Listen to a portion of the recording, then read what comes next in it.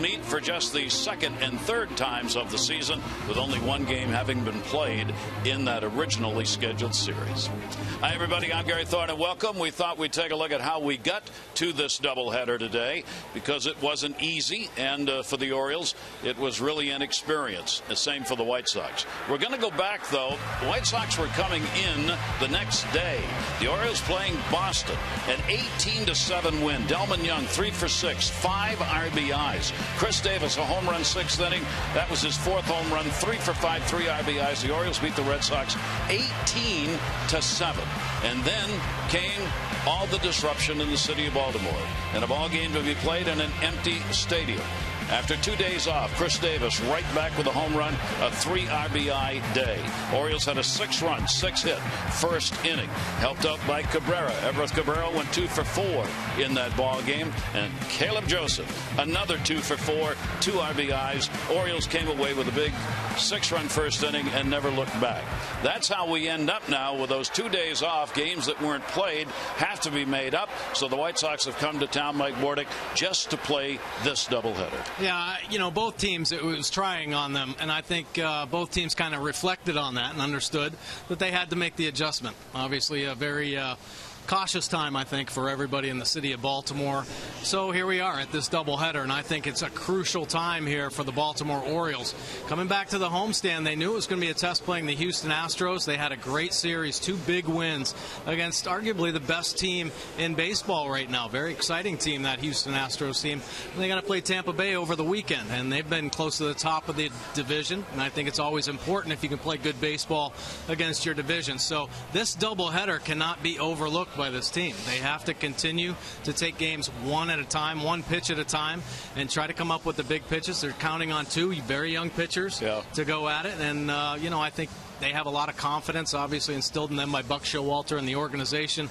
Both go-getters. I think they're going to be up for this challenge, but very important series here. 2-game doubleheader against the White Sox cannot be overlooked at all. And it is kind of interesting because you're going to get to see 2 starting pitchers who you may see, and the Orioles hope you'll see, a lot more of in the future. These are 2 young pitchers that the Orioles kind of had penciled in for the future of their rotation that could be as early as next year. Yeah, absolutely. And you know, both of these pitchers, you know, they work their way through. They climb that proverbial ladder through the minor leagues, hit about every stop you can possibly take.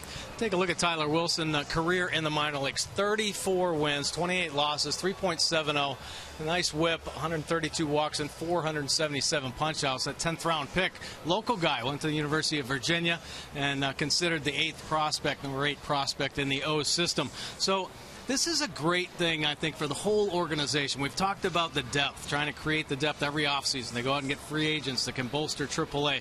But they've also made some big signings where they've promoted guys through the organization, let them have success at each level, feel that confidence, go through the tough times, and learn how to work yourselves out of them. And both Mike Wright and Tyler Wilson have done that. They both came into spring training after successful years last season and really opened everybody's eyes. Say, wow, these guys are ready to go. It looks like they're on the verge of getting their opportunities, and both have impressed in both their chances. And it's not early anymore, a quarter of the way through the Major League season, and I think everybody pretty much agrees at this point that the American League East is likely to stay where it is right now as far as teams struggling to get on big runs. If one team can get on a stretch where you can win 7 or 8 games consecutively, you could put yourself in really good shape in the East. Will that happen? I don't think so. I think what's going to happen is what's happened for the first quarter, Mike, which means every game is vital, because this division could well be decided with 5 teams being separated by 5 or 6 games at the end of the year. Yeah, very similar to last year. Very tight all the way through up until about July is when the Orioles started to separate. Toronto started to fade, and the Orioles ran off with us. So, yeah, keep your heads above water until things start to come around. The Orioles are a very well-rounded team, just waiting for those pieces to come together a little bit more consistently. And they'll hope the pieces come together here in this doubleheader. Great to have you with us. First of 2, it's the White Sox and the Orioles. Chris Sale, the left-hander, will make the start for Chicago.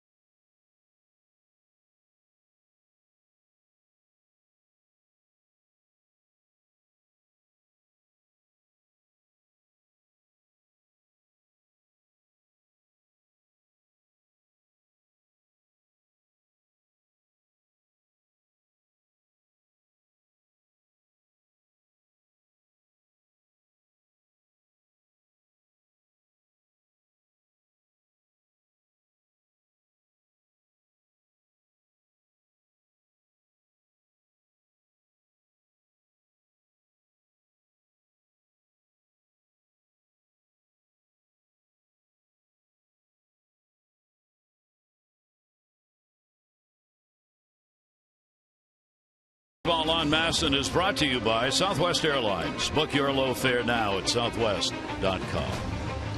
Summer day here in Baltimore, and getting ready for this doubleheader. Take a look at our BGE home game time temperature, 86 warm degrees. BGE Home, Baltimore's home team for heating, cooling, plumbing, and electrical. Why would you call anyone else? Let's take a look at the starting lineup for the White Sox in this ball game. Eaton, Cabrera, Abreu, LaRoche, Ramirez, and Schuck. Beckham, Flowers, Sanchez. Abreu, one of the game's best, and hot right now over the last three. And let's take a look at Tyler Wilson's pitch arsenal this season. The fastball 75%, a good one, very competitive with that pitch. Breaking ball 18% of the time. The changeup 7%. Likes to use all of his pitches typically, and we'll see that today as a starter. 3 ground ball outs, 3 fly ball outs for Wilson. Take a look at his numbers on Friday when he picked up his first major league win. 3 hits given up, 1 run was earned, and a punch out. So got his feet wet, picked up a W, and we're on to start first game of this doubleheader for the Orioles. So a big moment, obviously, for the 25-year-old right-hander, winner of the Jim Palmer Minor League Pitcher of the Year award. And for Wilson, obviously, this is where you make your mark. All these games count. You put on a good show, start like this, and who knows? With the injuries that have continued to pile up around Major League Baseball, the chance is right around the corner. And for Tyler Wilson, it is right now. Here's Adam Eaton, who'll lead it off, and we're underway in our twin bill. Pitches taken for a strike. Eaton's numbers at 236 in the one game these teams played, with the Orioles beating Chicago. Eaton had an 0 for 3 in that ball game. Good speed, fouled off. Manny Machado was in, 2 steps in on the grass at third base. With that swing and a 2-strike count, he'll back it up down there at third. Well, first 2 pitches, both fastballs. One the 4-seamer, one the 2-seamer. So has that ability to mix it up. Get the potential ground ball outs when he needs it. Nice little action on the 2-seamer. Here's the 0-2 delivery on the way. Eaton on a protective swing. Almost wipes out half his bench, as that was right over on the screen in the dugout. If they weren't awake before, they're awake now. That'll liven you up in a hurry. There'll always be a couple of guys on those who are up on the screen who go back and sit down. Oh, yeah, definitely. Decide real early. 0-2 delivery and another one that's going to be pounded back, and the count will stay at 2 strikes. Eaton, Cabrera, and Abreu. The White Sox picking up a win in their last game. It's their first win in 5. They had a 4-game losing streak. Robin Ventura's ball club 4 games below 500. They are 7 games off the pace in the Central. And that's going to go to short. Hardy will have to wait on the soft liner. Let's take a look at the Orioles defense behind Wilson. Pierce moving over to left field today. Last night got the start in right. Played second base and first base over the last 4 days. Jones and Young will join him. Hardy and Cabrera up the middle. Machado and Davis on the corners, and Caleb Joseph once again behind the plate. And that will bring up Melky Cabrera. Melky with a 244, only 1 home run. He's got a 3-game hit streak. Cabrera, switch hitter, has not been particularly hot even with that 3-game hit streak, though. Batting from the left side, hitting 296. Right-handed, he's 3 for 41. That's an 0.73 batting average from the other side of the plate. That is in there for a strike and a 1-ball, 1-strike count. Well, Cabrera picked up this offseason, and I think the White Sox tried to bolster the offense, but they've gotten off to a slow start, some inconsistencies, and Cabrera, one of the guys that below his career track record, so hoping that he'll pick it up, and a few other guys in this White Sox offense, because they have had a hard time putting a lot of runs on the board. They are dead last in the American League in runs scored, which is really amazing, unexpected from this ball club, highly touted in the spring. 2-1 delivery, had a reach for it, chopper to second base. Play made by Cabrera, and there are 2 down. Our Maryland Live Casino inside the numbers. We talked about Abreu, one of the game's best. Yeah, and look at the group surrounded by the best players. Mike Trout, the MVP of last season. Cabrera, MVP 2 years ago. And Abreu, Rookie of the Year last year. Unbelievable power numbers. That's on base plus slugging last season. 36 home runs, 35 doubles. This year, starting the same way. 8 home runs, 8 doubles. So, stud with the bat, offensive force. off to another good start. 2 down, nobody on here, and the pitch is in there for a strike. First pitch strikes being thrown here by Wilson in the first inning. 8 home runs, 29 RBIs for Abreu. He's had a 4 for 10 with a double, triple home run, 6 RBIs, and 3 runs scored in the last 2 games.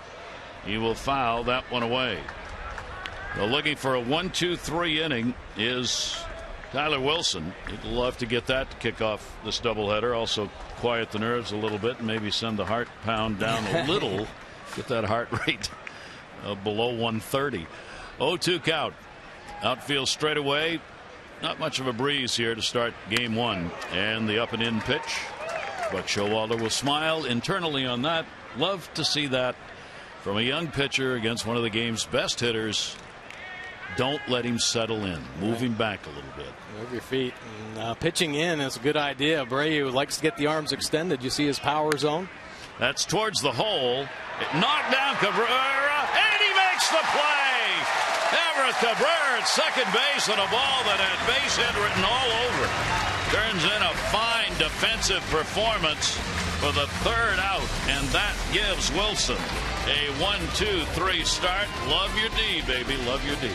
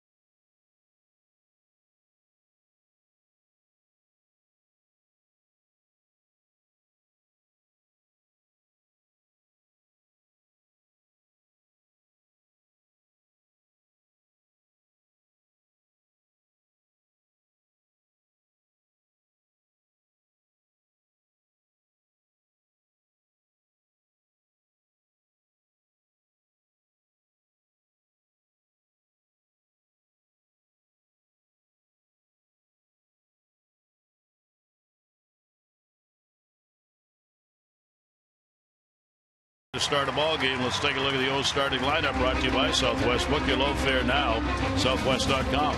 Machado, Paredes, and Jones, Young, Davis, and Pierce, Hardy, Joseph, and Cabrera. Chris Davis against the White Sox. Love those home runs and RBIs. Now let's take a look at Chris Sale's pitch arsenal this season. Fastball 62% of the time. Very good fastball. Put it up there in the mid to high 90s at times. A breaking ball just 11%. Now it's a slider. Hasn't really had to go to it. The changeup is a plus slider. Or change. Very good pitch for him. 4.21 earned run average, 3 wins. Pitching much better here recently. Got off to a slow start. Fractured his foot in spring training.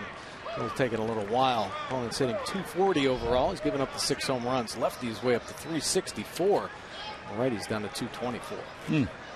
0-1 delivery on the way. Manny Machado. There's the off-speed pitch that will miss. 1 ball, 1 strike. For Manny, .279. He has a 1 for 4 lifetime against the left-hander Sale. 1-1 delivery on the way and a foul ball on a check swing.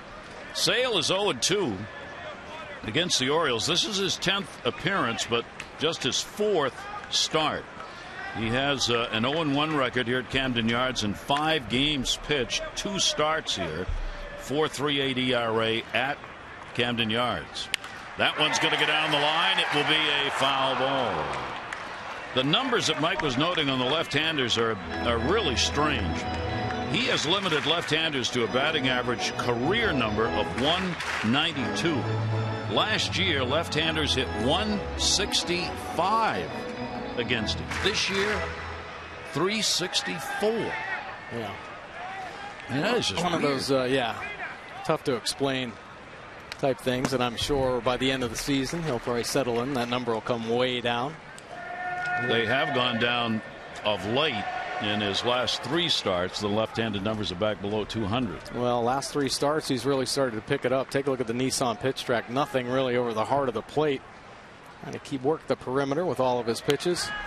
But he's pitched into eight innings or more in his last 3 starts. So he's starting to feel it. And I think the White Sox sensing that. He's the go-to guy, their ace, the stopper. And they need him. White Sox are going to, if they're going to make a move, it's past time. I mean, they've got to make a move right now, try and put some wins together for this ball club. The Orioles would like to put a real notch in that, and Robin Ventura's ball club knows it. They are not playing up to expectations. 1 ball, 2 strike delivery by Sale. Lefty reared back a little bit, 96, and gets a strikeout. Nice live fastball there from Chris Sale. Take a look at the White Sox defense behind him. Cabrera, Eaton, and Shuck in the outfield. Ramirez and Sanchez up the middle. Beckham and Abreu on the corners, and Flowers behind the plate. There have been some problems defensively for the White Sox. Not very consistent, which has led to some problems. One of the reasons why they're in the basement. Number 2 hitter in the American League, Jimmy Paredes. Only fielder's got a better average than he does. He's 0 for 3 against Sale, and there's the changeup on that big swing. Fielder comes into the day hitting at .368.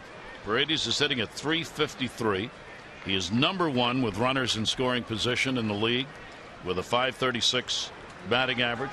He's among the top 10 slugging percentage, road batting average, home batting average, and will hardly get a wink when it comes to the All-Star game unless the managers, coaches put in a vote for Jimmy Paredes, who, if the All-Star game is based on your first half performance, one's got to believe he probably should be there. Still a ways to go. And there's Sale with another strikeout. Sale, when he's on, will pile up the cage. He will. Great changeup here. So tough to pick up. You see that arm action, the sidearm slot, steps across his body. So sells the changeup very well. You see the circle change grip, the arm action snapping across, a little bit of fade, but locates it very well. And you see how far out in front Paredes is. An ability to throw a 96-mile-an-hour fastball, then pull the string on an 83-mile-an-hour changeup. Sale is better than a strikeout an inning. That's 56 strikeouts in 52 and 2/3 innings pitched. Adam Jones 3 for 8 off Sale with a home run. Breaking ball is in there for a strike. A lot of off-speed pitches to start batters out, huh? They really are. And I think some of the changes, I think the fact that he's starting to feel more healthy, the lower half's behind him a little more, and here in the early going, mixing it up against this Orioles offense. Tony Basmer, the home plate umpire, calling Jones on a swinging strike. Well, the count will go to 0-2. 2 of the last 3 starts for Sale, he's had 10 or more strikeouts in them. Oh, man. A nasty breaking ball strikes the side out. Adam thought he might have foul tipped that, but will not get that call. We completed 1. No score.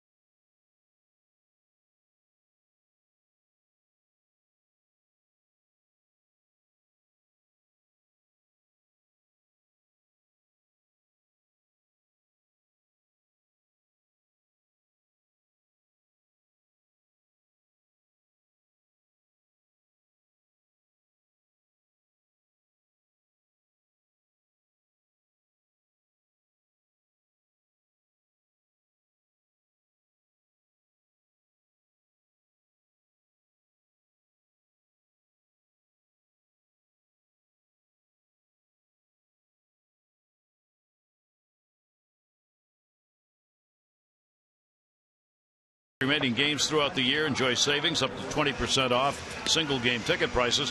Pick the plan. Rivalry games, promotions, bobblehead dates, t-shirt nights. Get a gnome. Complete details. Orioles.com/6pack or 888-848-BIRD. There was some. I have to do this. There was some folks here at a ball game who spent enormous amounts of money for a banner that was hung for me, and I just want to say thank you. It wasn't airable. We couldn't put it on the air. But I deeply appreciate the effort. And if you're out there and you were one of the people who did that, thank you so much. Second inning. Oh, my gosh. Here's LaRoche. There's a lot of people say that about my broadcast. They're not airable. LaRoche with that 226, 4 home runs, 17 RBIs. He had an 0 for 3. That game against the White Sox. The shift is put on against him now completely. Hardy had been on the shortstop side of the bag for the first pitch. Now with ball 1, they'll play him to pull when he gets ahead in the count even more than straight up. He will foul that one off outside of first base. 1 ball, 1 strike. Now Roche starting to come on. Another acquisition to help bolster the offense. Gotten off to a slower start than he had hope, but success and a track record in his career. That's why he was brought over. Draws a lot of walks, 6 in the league with 27 free passes. He's got a good eye. Strike called, high strike on the inside corner, and a 1 ball, 2 strike count from Wilson. The 25-year-old 10th round pick, 2011, as Mike said in the open, out of the University of Virginia. 1-2 delivery on the way, and that one's going to miss way up high. Still holds many of the school records at UVA. Wins, appearances, strikeouts, innings pitched. And he was a biology major, which Dave Wallace, the pitching coach, will quiz him on subsequent to this start. Ball drilled the other way down the line. That's going to be a problem for the Orioles. It'll take a hop, go up against the wall, chased down by Pierce, and going into second base. LaRoche with a leadoff double in the first hit of the ball game. Pretty nice piece of hitting right there by Adam LaRoche. That's how you beat the shift. You stay on a fastball away and drive it down the line. You know, the fastball 2-seamer up in the zone, so able to get to it a little bit easier. You see him pepper it down the left field line as Steve Pierce gives chase, and he walks into second base with a double. So the White Sox will get the first chance with the runner in scoring position, and Alexei Ramirez will be that person. Couple of home runs, 20 RBIs. Great job in these situations for Ramirez. 300 hitter with runners in scoring position. This is a situation where the White Sox as a team actually have done pretty well for a club 4 games below 500. They're 5th in the league with a 276 with runners in scoring position. So they take advantage of opportunities. It's just that they don't get many of them. Right. Much like the Orioles. I mean, as far as chances, Orioles are right up there. Runners in scoring position average as well, but down at the bottom as far as chances to drive in those runs. 1-0 delivery on the way to Ramirez. That'll be outside for a ball. Take a look at our American Standard Who's Hot and Who's Not. Celebrate the season with the American Standard All-Star event. Visit MidAtlanticComfort.com for amazing rebate and financing opportunities. Well, Delman Young has been hot in his whole career against the White Sox. 332, 13 homers, 57 RBI. Ramirez, not so hot last 4 games. Just 2 for 16 with a couple punch-outs. 2-0 count on him here. Wilson's delivery will be fouled. He took a big rip on that one. And a 2-ball, 1 strike count from Tyler Wilson. Tyler Wilson is minor league career numbers 34 and 28, 5 seasons in the minors. Career high 14 victories last year. AA Bowie, AAA Norfolk.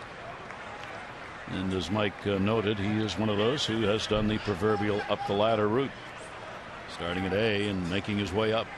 2-1 delivery on the way. That'll go to center field. Jones. Wind blowing back a little bit right now. Runner will tag at second base. LaRoche is going to go. Here's the throw. Jones got him. Oh, what a toss. Adam Jones. Another great assist in the outfield. And that is one long throw to put on the money, and that's exactly what he did. Well, I know I was a little surprised to see LaRoche tagging and going. Jones's eyes lit up, but a beautiful play on the back end by Machado. Recognizing the throw, and LaRoche, and look how far he steps up to receive that ball and slap the tag on the legs, hip area of LaRoche. Nice job by Jones to get it in there. Nice job by Machado to apply that tag. What a great play that is. And once again, Adam Jones comes through in center, eliminating the leadoff double. And now there are 2 down. 4th assist for Jones on the year. And the pitch is taken for a strike. He and Delman Young have been among the leaders in assists in the American League, and outfielders throwing people out. Yeah, strong arms out there. I think a nice understanding of what they can do with the baseball and accurate throws. Adam Jones, perennial Gold Glover out there in center field, does it all. Runs him down. He can throw him out. He's been hitting again. Such a big play. Now with the count 1-1, the Orioles employ the shift on Shuck. Don't say that 3 times quickly. 1 ball, 1 strike count. And that ball will be fouled straight back. So a chance here for Wilson to face only 3 in the inning, despite a leadoff double by LaRoche. Well, it's nice to see Tyler Wilson coming out. Caleb Joseph, who has caught him before in the minor leagues, working that fastball, trying to establish it. Has nice little 2-seam action as it works away from the lefties, but his 4-seamer, a natural little cut at the end. He'll get the ground ball into that shift, handled at second base by Cabrera, and indeed he does face only 3. Orioles have made a couple of nice plays. First inning it was Cabrera. This inning it's Jones and Machado. A double play fly ball.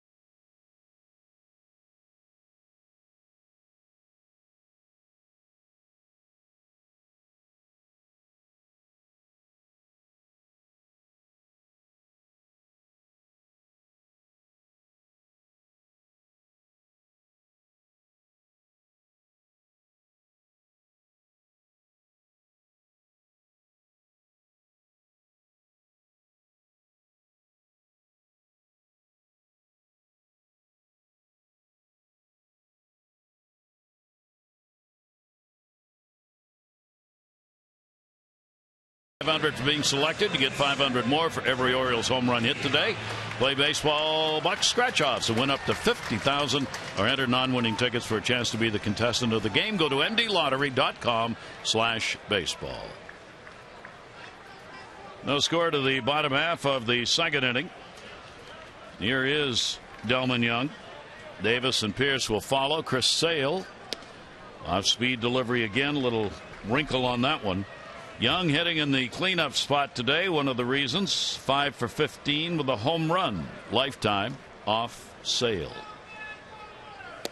He'll take that pitch down low for a ball.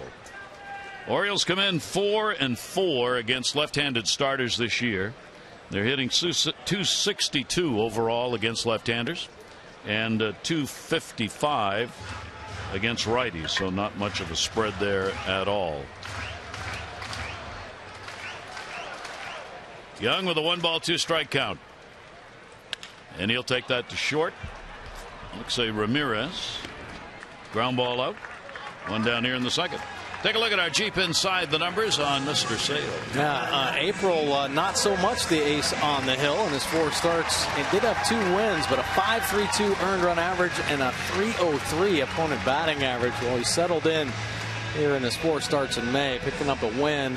The 3.38 earned run average, and opponents hitting just 184. We've mentioned last 3 starts he's gone 8 or more innings. So I think it was Sale's health that got him off to the slow start. Fractured his foot spring training right at the beginning, and took him a little while to recover from that. in the slow start in April, but feeling much better. And here in the early going, a lot of off-speed pitches, and mixing it up with good velocity on his fastball. Chris Davis has had a humongous turnaround regarding the left-handers that he faces.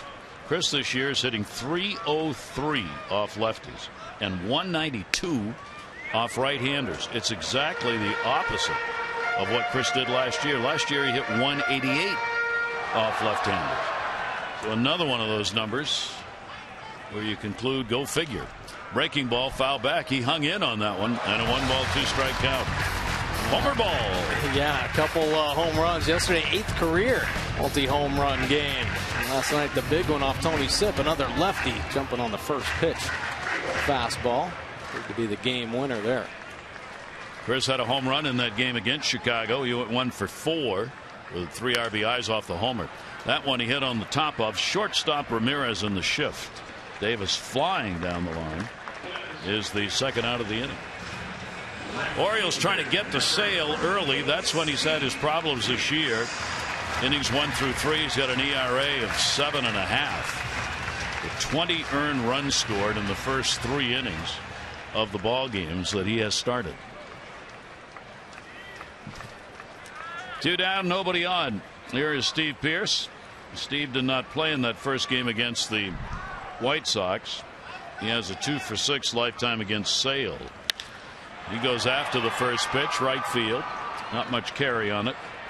Shuck is there and puts it away. So 6 up and 6 down for the Orioles. First game of our doubleheader after 2, no score.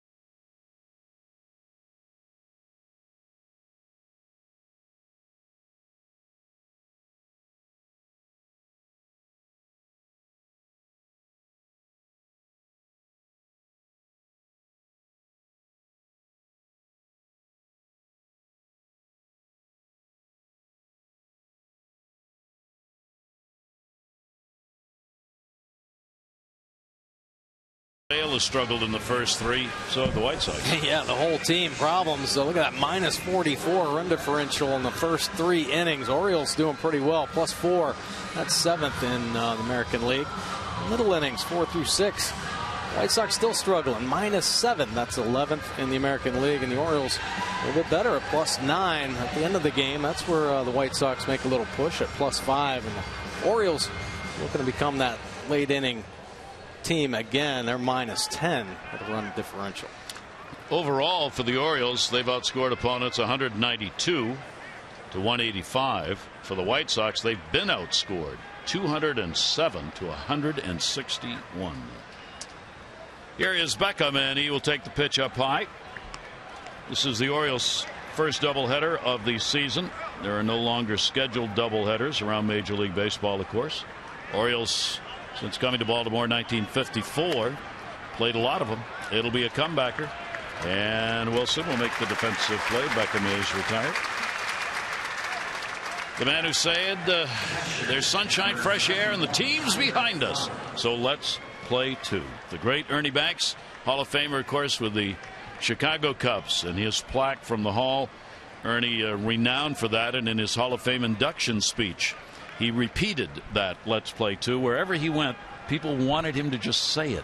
They wanted to hear Ernie Banks say, "Let's play 2." Buck Showalter and Robert Ventura, I'm not sure they feel quite that same way. Ball will be fouled away. Flowers, their catcher, Tyler Flowers, with 1 down, nobody on. Yeah, Robin Ventura, slow start this season for the White Sox, but on a long road trip right now and thrown in the middle. This is a scheduled off day for them, but here for the doubleheader because of the 2 games that they missed in Baltimore. And Buck Showalter, knowing, coming off a tough series against Atlanta where they ended up winning 2 games, but it's going to be a tester, this homestand, and then off to Houston for 4 games. So there's a tough stretch here for the Orioles where they're hoping to get back up and over 500.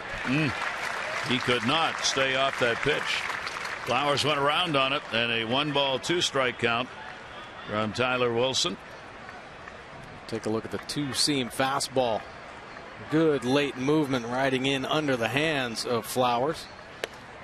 Then goes away from him. Will miss outside with a 2-2. Tell you about doubleheaders for the Orioles in their history here in Baltimore. They have swept 167. They have 141 losses being swept in doubleheaders, and have split to the tune of a 287 mark. Ooh, that one got him. So Wilson got ahead of him, and that'll be his first hit batter at the major league level. Flowers would just as soon have not been him, but hey, whatever gets you in the ball. And he tried to go back in there with the 2-seamer, left it a little high and caught Flowers. He's leaking a little bit on that back bicep. Interesting place to get hit. So that'll put a runner on here with 1 away. And the number 9 hitter, Carlos Sanchez, coming up. Sanchez at second base. He too is a switch hitter. He's 2 for 5 from the right side, 5 for 33 from the left. No home runs, couple of doubles, 1 from each side of the plate. Orioles, Manny Machado in at third base, just off the grass.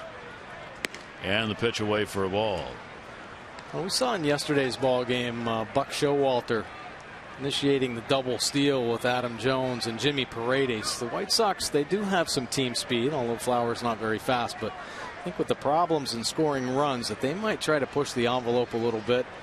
The Orioles have to be aware of that in this series. They're trying to get wins any way they can. So there may be situations, especially early in ball games, where they might try to execute hit and runs or sacrifice bunt. Yeah, those runs have been tough. They've scored 3 runs or less in 8 of the last 10 games that they've played. 3 or less, 8 out of 10. 2-0 delivery on the way, and that will be a strike taken. Paredes stole home. Yeah, here's that big play in yesterday's ballgame. Really ignited the whole offense. Paredes started that inning off with a double, and then Adam Jones a nice bunt. And then the steal, I think, comes from Buck Showalter. He knows that the offense has been struggling a little bit, and a great call, and sure enough, it did inspire that Orioles offense. They flipped out 4 runs in that inning. And it was just a week after there had been the first steal of home. A.J. Pollock stole home for Arizona. Another double steal situation. He did it in Miami against the Marlins. So there have been 2 steal of homes this year in Major League Baseball. Sanchez, 3-ball, 1-strike count. Runner at first, Flowers. Not going. Ball lifted in the air to left field. Pierce, he's got that one. And the runner will end up back at first. Season's worst firework nights coming up Oriole Park tomorrow night. And the Rays will be in town. 7:05 game. Stay after the game. Great fireworks display presented by Kaiser Permanente. Gather up family and friends. Fireworks night tomorrow. Tickets Orioles.com or 888-848-BIRD. This year Major League Baseball has a loan company that is has a season-long sponsorship going about stealing home. It's a sweepstakes. Steal a home grand prize is that you get your mortgage paid for a year, and you have 48 hours after anybody steals home to register to be a winner in the steal home. Well, I'm digging up home plate this afternoon. I think you should. I guess we get they're not one of our sponsors. They should be after if I mention their name. It's Quicken Loans. So if you wanted to go online and register for the sweepstakes, go to Quicken Loans, steal a home grand prize. And the grand prize, as we said, Get a year's worth of mortgage payments. Base hit will end up in center field. The deal of it is you only get 48 hours after every steal of home to register, and ironically there have been 2 already this year.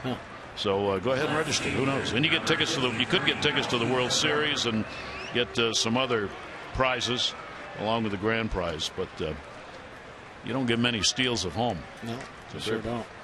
Quickens home insurance companies. Probably going, slow down, guys, slow down. All right, 2 hits now for the White Sox. Base hit by Eaton. Flowers goes down to second. 2 on, 2 down. And here's Melky Cabrera. And he'll go after it and foul it off. White Sox 0 for 1 with a runner in scoring position in the ball game. Got the chance in the second inning. They get another shot at it right here. See Melky, the good batting average with runners in scoring position. Big time situation for him. No score in the ball game. Pitch is going to catch that outside corner for a strike. Toby Basner on those high strikes, which a lot of umpires don't call.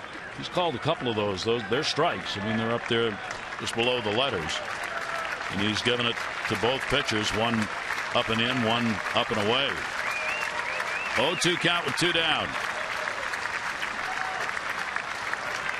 Got that one in. Broken bat, second base. Handled by Cabrera, and that's that. No runs on 1 hit and no errors. 2 are left on base. Bottom third of the order coming up for the Orioles.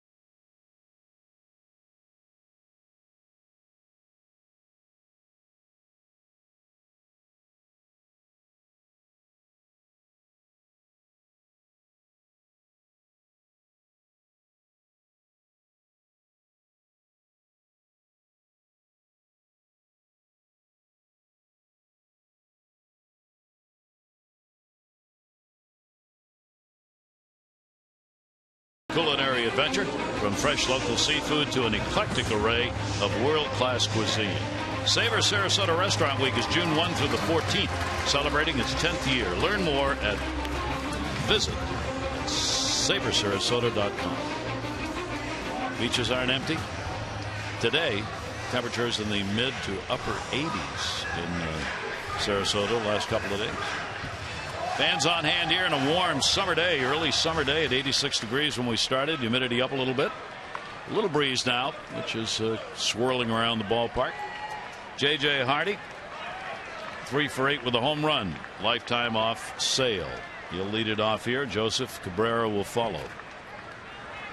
Left-hander's pitch. Fastball is going to miss outside.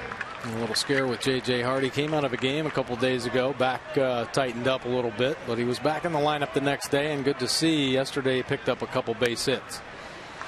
That'll be that has been an ongoing problem for J.J. at times. Not a big one, thank goodness, but yeah, let it calm up down. A little. Exactly, and I think he's at the point where he really knows his body and understands that he might need a day. And he told Buck, yeah, it's stiffened up, but he thought he could play the next day, and sure enough, he was in there and hasn't been out since. 2 ball, 1 strike count on Hardy. Sale gets it in, up in the air, not deep. Center fielder Adam Eaton will put it away. Hardy is retired on the fly ball up. Well, a call to all those fans. Get in on the action by getting social with Masson. Never miss a game update, behind-the-scenes moment, or exclusive contest. Follow at Masson Orioles on Twitter for all the latest Birds buzz. Again, that's at Masson Orioles on Twitter.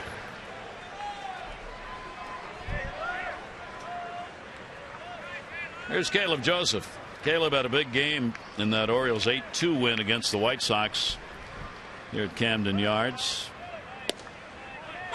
The end of the first month of play. He went 2 for 4, had a couple of RBIs, and he's got a 2 for 4 number lifetime against Sale. 0-1 count, and kept that one down and away from him, and Sale gets ahead of him 0-2. Pretty nasty fastball, 93, and working itself away. That sidearm delivery when he works the outside corner has that nice two-seam action. Fade away. See it painted. Up and in. Sale has gone 3 consecutive starts where he's pitched 8 innings or more in each of those 3. He doesn't walk many. 7th best walk per 9-inning ratio in the American League. Only 14 walks. 55 innings. Tailed it away. Wanted him to take a look at that, and a 2-ball 2-strike count on Joseph with Cabrera waiting on deck.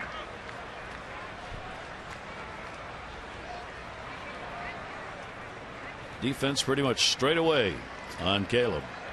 2-2 delivery, fouled away. We'll see that more often than not. This team, the White Sox, do not employ the shift very often.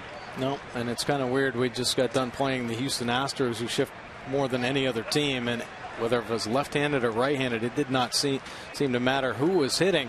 If it was a lefty, they'd shift everybody over to the right side of the field. If it was a righty, they'd shift everybody over to the left side. He got jammed on that, hit it hard, back in center, Eaton at the wall, Eaton way back, and he makes the catch. 410 feet away, the deepest part of the ballpark, for an out, Caleb Joseph. That ball carried. It sure did. Caleb Joseph, pretty strong kid. He's picked up his first home run here at Camden Yards this season. But he gets on this pitch. Gets it on the good part of the bat. And it's about pulling the hands in tight to the body. More power generated. And he almost finds himself a homer to dead center field. Sale's given up 6 home runs. All have been hit by right-handers. Take a look. Nice concentration by Eaton right at the 410 mark and into the wall. Broken back ground ball. Third baseman was in. Only play Ramirez. Bare hands it. No. Infield hit. So Cabrera reaches with the Orioles' first hit. First base runner. Infield single. With Beckham playing in, he couldn't get over to cut that off. Yeah, you'll see most third basemen cut it off. Beckham not a lot of time over there this year. Gillespie's been the third baseman, but he's had problems with errors. Nice try by Ramirez with the bare hand attempt. Cabrera just able to get in there by half a step. And another great call by an umpire on the mark. See that concentration to bare hand a baseball on the run, and just the one-time throw. Cannot take an extra step with Cabrera sniffing out that base hit and makes it as close as he possibly can. Larry Vanover, the crew chief at first base. We always talk about mistakes we think they make. How about all the times they get them right? 2 down, runner on at first base. Here's Manny Machado, the leadoff batter. Manny, a strikeout victim, his first time up. Base stealers against Sale are 1 for 3 in his starts this year. Flowers behind the plate throws out 26% of base stealers. He and Caleb Joseph have the same percentage of catching base runners. And Machado will take the pitch up high, 1-0. Did you think about running here? Yeah, why not? Take a chance. I mean, if he's thrown out, still got the top of the order with Manny Machado and Paredes waiting. If he steals it successfully, Manny's been swinging the bat very well. Opportunity to drive a run in. Cabrera's 2 for 2 in steals. There's that great off-speed delivery at 82 miles an hour and keeps the hitters out in front of it. Sale's so tough. Not only the deception, just trying to pick up the baseball with that sidearm delivery, but quite a differential in speed. 96 we've seen with his fastball, and then that ability to drop down and get in the low 80s with the change, and even slower on his slider. 1-1. That's a soft toss over. Obviously not his best move to first base. See Everett with the 138 steals. Now on a lefty, it's pretty tough to kind of read. You just go first move. As soon as you see that foot pick up, off you go. And another one put up in the air to center field. This one not as deep. Eaton will go back. He's there, and he's got it. So the Orioles retired, no runs, 1 hit, no errors, and 1 left on base, 3 complete, and no scores.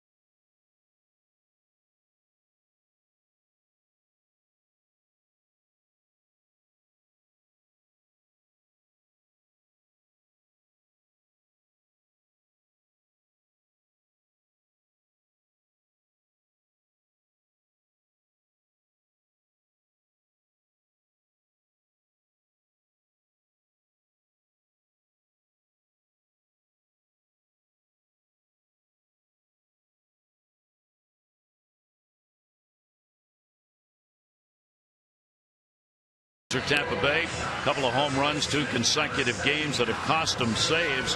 He gave up one to Seattle's Kyle Sager Tuesday, and Nelson Cruz got a game winner on Wednesday against him. Boston swept by the Twins for the first time in Minnesota since 2006. Red Sox are struggling. And the Yankees, Masahiro Tanaka, roughed up, second rehab. Fastball velocity was not there. You see the line, 3 runs, 4 hits, 3 innings. Afterwards, the Yankees would not say whether he's ready to return. Their hope had been that would be his final rehab start. We'll see. They're keeping their fingers crossed there.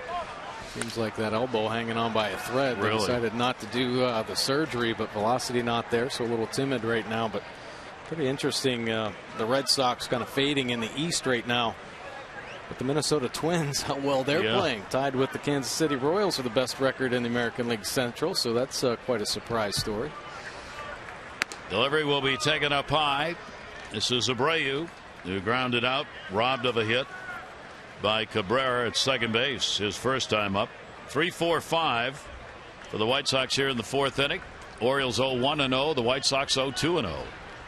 And a swing and a miss. Tyler Wilson with an outstanding sell of that pitch. Yeah, great breaking ball here. We haven't seen many in this ball game. A lot of fastballs. That is a beautiful curve. You see it work itself the outside corner, then dive down. Nice pitch. 1 ball, 2 strike count on Abreu. Wilson gets it in right to short. Hardy's there, puts it away. Abreu's retired. Got that one on the button. On Saturday, the Orioles take on the Rays in a special start time of 4:05 Saturday. All fans in attendance get the team's player designed T-shirt series, the first in that series. First up, the Rock the Yard T-shirt designed by Zach Britton. So don't miss an instant collector's item. Enjoy a beautiful Saturday at the ballpark. Orioles.com or 888-848-BIRD. Again, Saturday, 4:05. Zach Britton, designer at heart, pitcher on the side.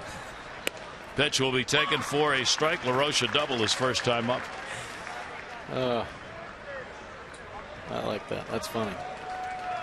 But, you know, there was a pitcher, you know, Keuchel, Dallas Keuchel, who pitched against the Orioles. Went to college in apparel design. In apparel design? Or something like that. I did not know that. Yeah. Well, hey, if you take a look around the ballpark, there's a lot of apparel. So you figure you're going to make somebody's making some money. One ball, one strike delivery on the way. The off-speed pitch will miss away to LaRoche. So we have a biology major pitching in today's game. An apparel major who previously pitched here at the park. Kevin Yard's putting on a show. Future designer was Zach Britton. 2-1 delivery on the way down to first base. One hopper, Davis. Chris makes the play.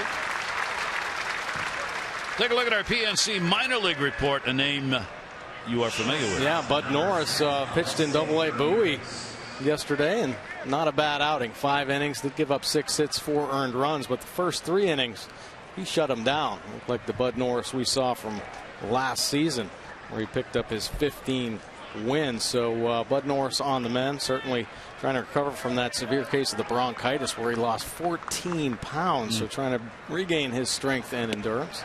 Another good pitch down and away. Alexei Ramirez, who hit into that fly ball double play. Adam Jones made the catch in center, and LaRoche tried to tag from second, go to third, was thrown out. 0-1 delivery on the way. Breaking ball outside. We were talking about the assists by the outfielders for the two teams. Young is tied for 4th in outfield assists, and Adam Jones tied for 5th. 1-1 delivery on the way. Hardy, this is going to be a tough play. Speedy runner, gets rid of it in a hurry, and he gets it. Once again, that internal clock that J.J. Hardy has, he knows who's running and how quickly he's got to get that ball over.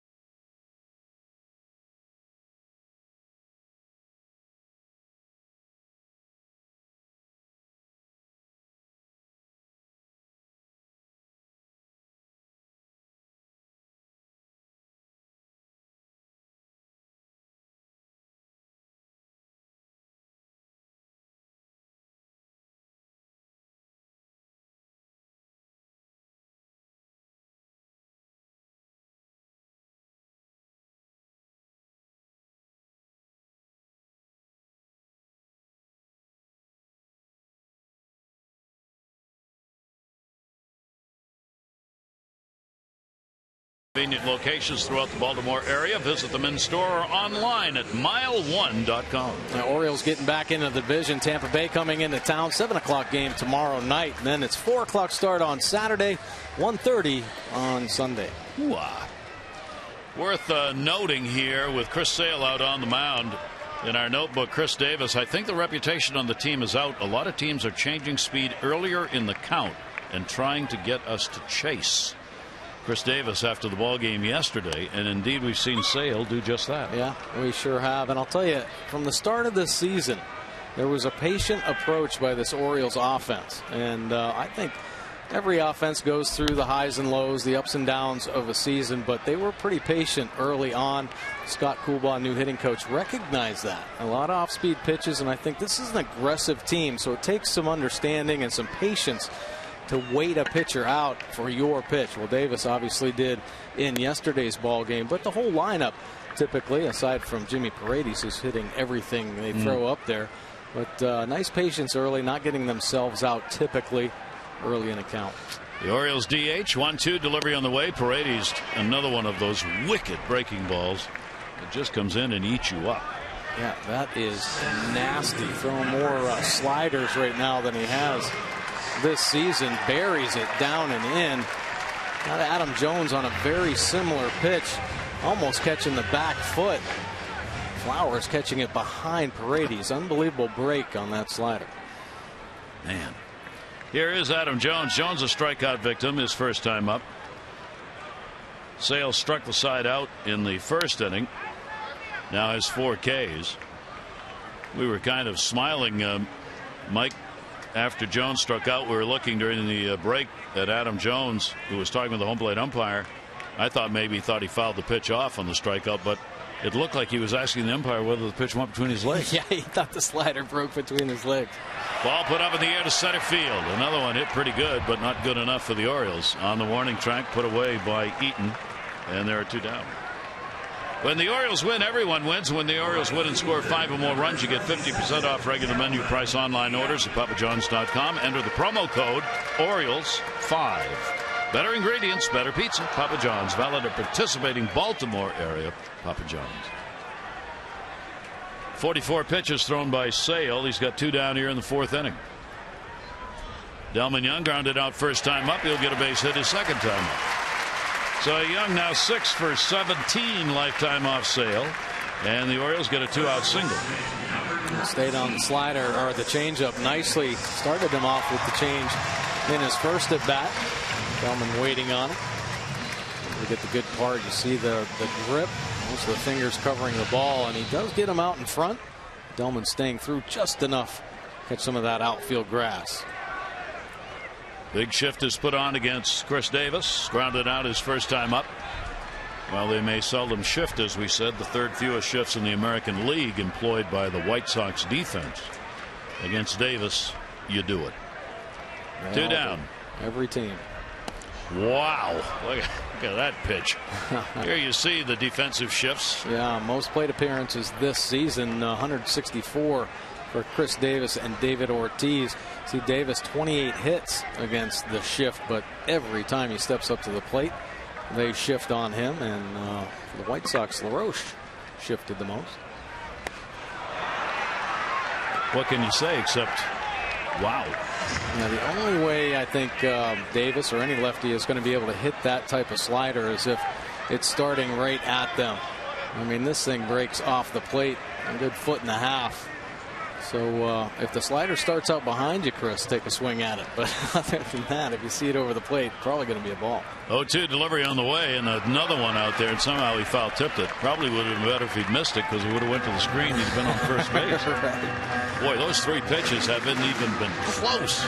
Yeah, pretty good group there, all in the same spot.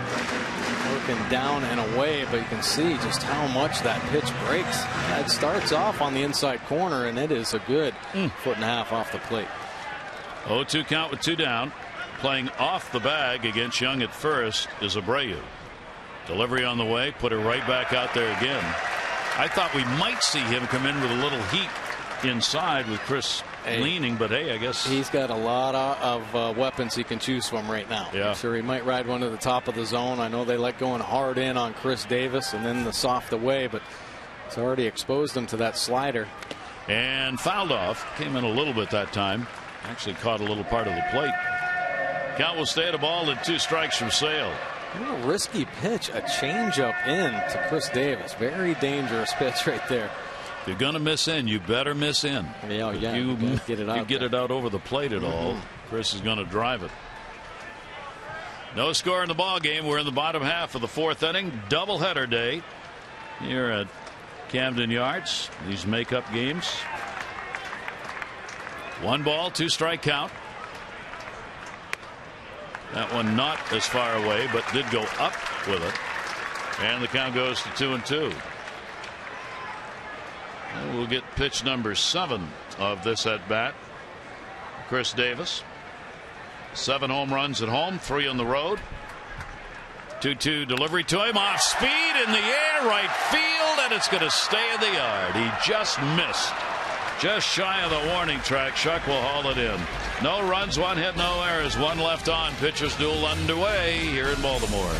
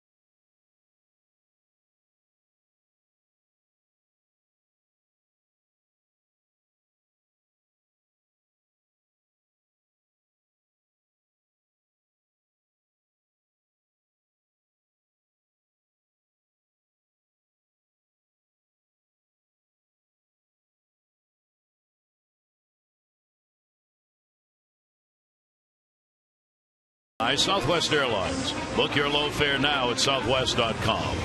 And by PNC for the achiever in you. Gary Thorne and Mike Bordick here at Camden Yards. Second game of this doubleheader.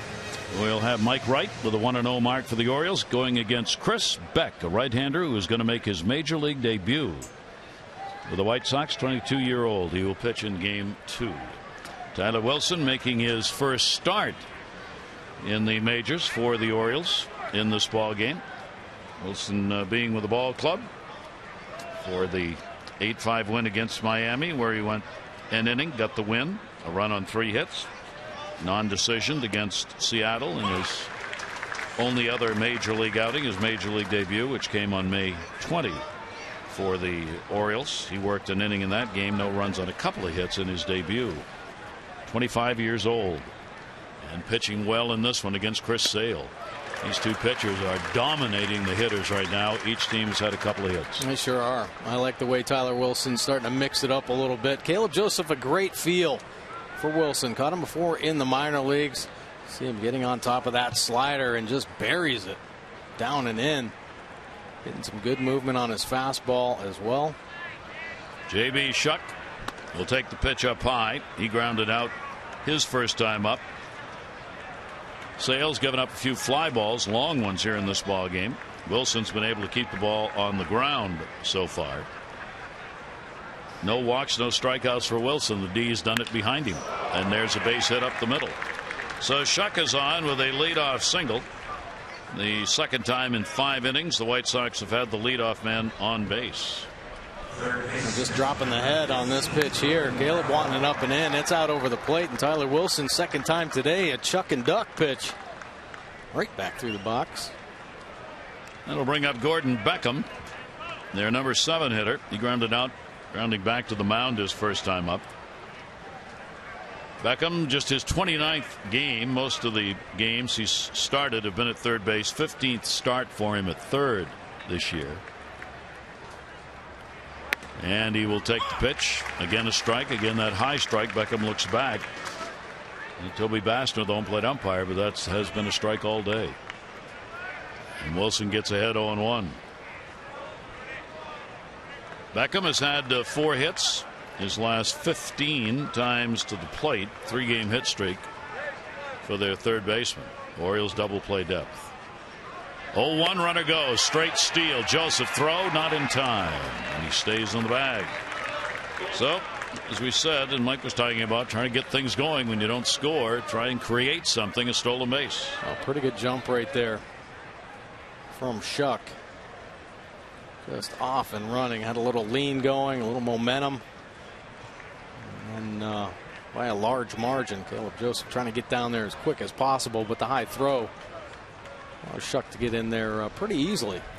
So Shuck on 3 for 3 stealing bases. Now Beckham, another RBI chance. He'll loop the ball down the line in right field. Young, a long, hard run, and can't get there in time. White Sox, we talked about them being last in runs scored in the league. They are also last in the league in stolen bases. So they've not been able to help themselves very much in that department either. 0-2 count on Beckham. 0 for 2 with runners in scoring position in the ball game for the Sox so far. White Sox have also hit the fewest home runs in the American League and the second fewest walks. 0-2 delivery, and that'll miss inside. Generally, you find something in an offense that helps you create some runs with the White Sox. You can't find anything. Yeah, there really isn't a lot. And like we talked about earlier, there are guys that are underachieving right now, not really living up to their track record. They get a couple guys going, and it could spark this offense and kind of breed that confidence because they were expecting a lot more thump. Good pitch, foul tipped, held on to. So Beckham is the first out of the inning and Wilson's first strikeout. Wilson looking good about mixing the ball up, mixing his speeds, but in and out. Throws the 2-seamer in under the hands, and then look at the nice slider on the outside corner. It's on the outer third, opens it up. Caleb Joseph, a nice job hanging on to this pitch. It's all about setting up the hitter. in a tough situation here with the runner at second base, comes up with a big strikeout. So Flowers will stand in. Flowers, 333 with runners in scoring position. Big solid number for the White Sox catcher. One down. White Sox have stranded a couple, both in that third inning. Ball down to third. Manny Machado. Runner's got to stay. Looks him back to be sure. Guns it over to Davis. 2 down. Orioles will be hosting the American League East rival Yankees 3-game weekend series beginning Friday, June 12th. Tickets going fast. Don't miss out. And for each game, fans are encouraged to bring any non-perishable food items and cash donations to the park to benefit the Maryland Food Bank, part of the annual Orioles Reach Food and Funds Drive presented by One Main Financial. For tickets, Orioles.com, 888-848-BIRD. So I hope you will become involved in that for the Maryland Food Bank. Again, that's for the Yankee series beginning June 12 here at Camden Yards. 2 down, runner on at second. And the pitch will be taken inside. Sanchez flied out to left field, his first time to the plate. Carlos Sanchez has started 12 out of 14 at second base since being recalled. He was at AAA. Actually started the season on the opening day roster and then got optioned out in the first week. 1-0 pitch on the way to him. Another ground ball off the end of the bat. Davis. Wilson will cover, and that's going to do it. No runs, 1 hit, no errors. Base runner left on. Orioles looking for a lead as we go to the bottom half of the fifth.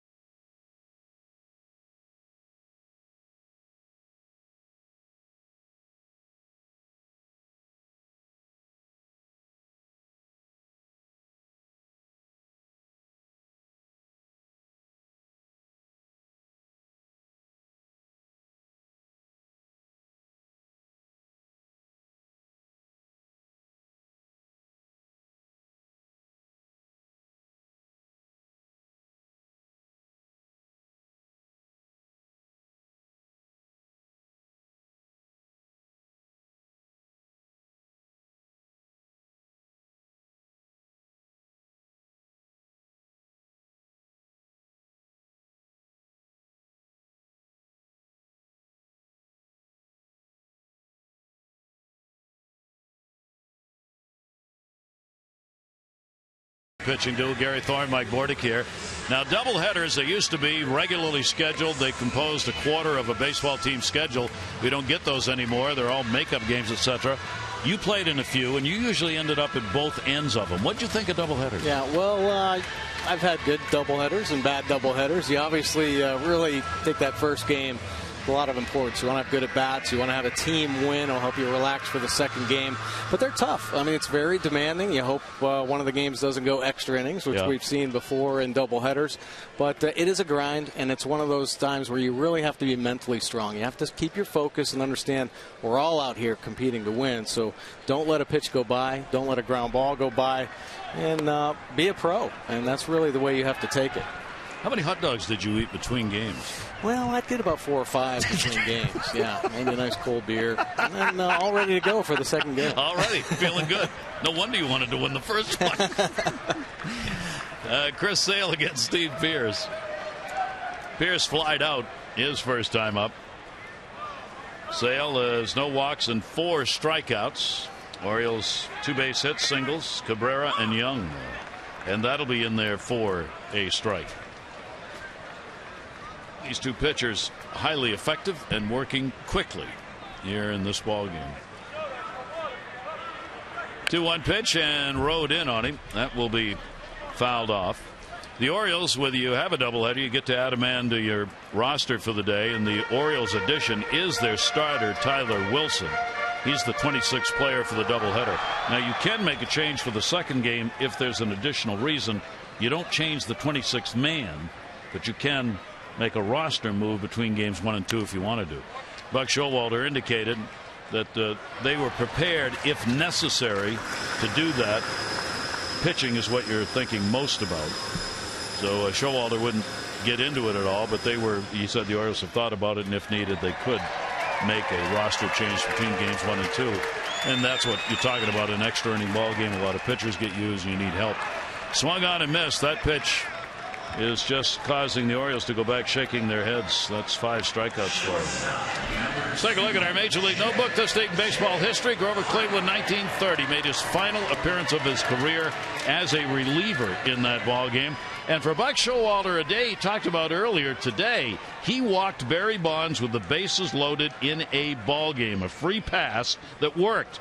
The next batter was Brent Mayne, who lined out to deep center field. Arizona got an 8-7 win against the Giants at Candlestick Park, and Buck walked in a run intentionally with Barry Bonds up and the bases loaded. As Buck said today, Brent Mayne, who was the catcher for the Giants, has never forgiven him for that. Mayne was the next player up who flied out to end the inning. And it became a big story. And Buck was talking today about it. He said, well, look, there's always a base open, even when the bases are loaded. right. Way around it. That being home plate. And that's when he was manager of the Diamondbacks. They won the ball game over the Giants. Swung on and missed on a 2-ball, 2-strike count. And that's back when Barry Bonds, every pitch that was crossing the plate, he was hammering. Yeah, and it's still a big story, still something much talked about, and that was back in 1998 when he walked Bonds.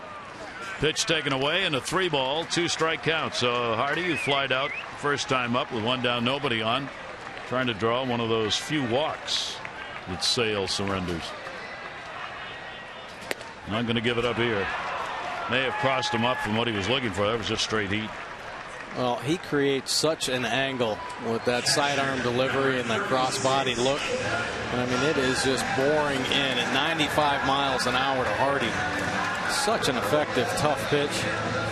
And all on the plate, but hard to pick up and hard to trust, especially after he's been burying those hard sliders down into the righties. So 2 down, nobody on, 2 strikeouts this inning, 6 in the game. Joseph flied out his first time up. Don't want to leave Grover Cleveland Alexander hanging in the breeze there. When he ended his major league career, he had in 1915 began the season 1915. His ERA ended up being 2.56. He pitched for 2 decades in the majors. Ended up with 373 wins and 208 losses. He won 30 or more games, Grover Cleveland Alexander, in 3 consecutive seasons. You imagine that? Wow.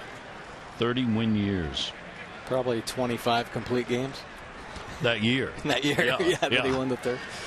2-1 delivery on the way, and another breaking ball to Joseph that'll miss inside.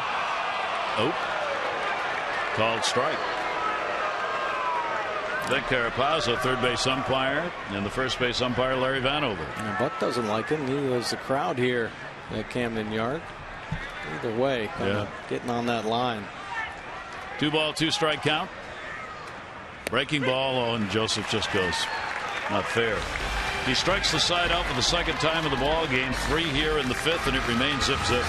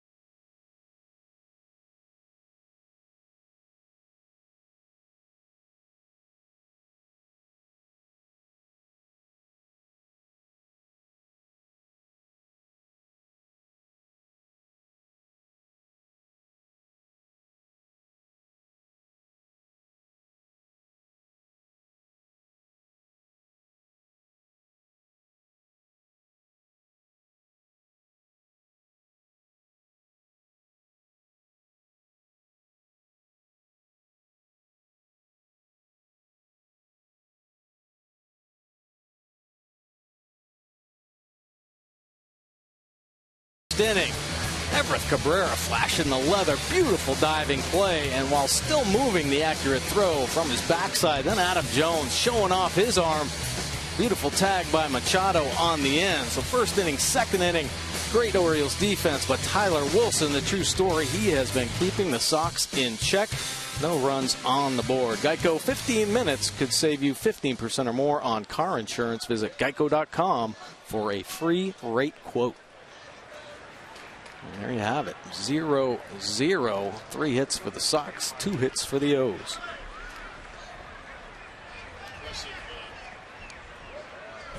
Impressive start debut for Wilson.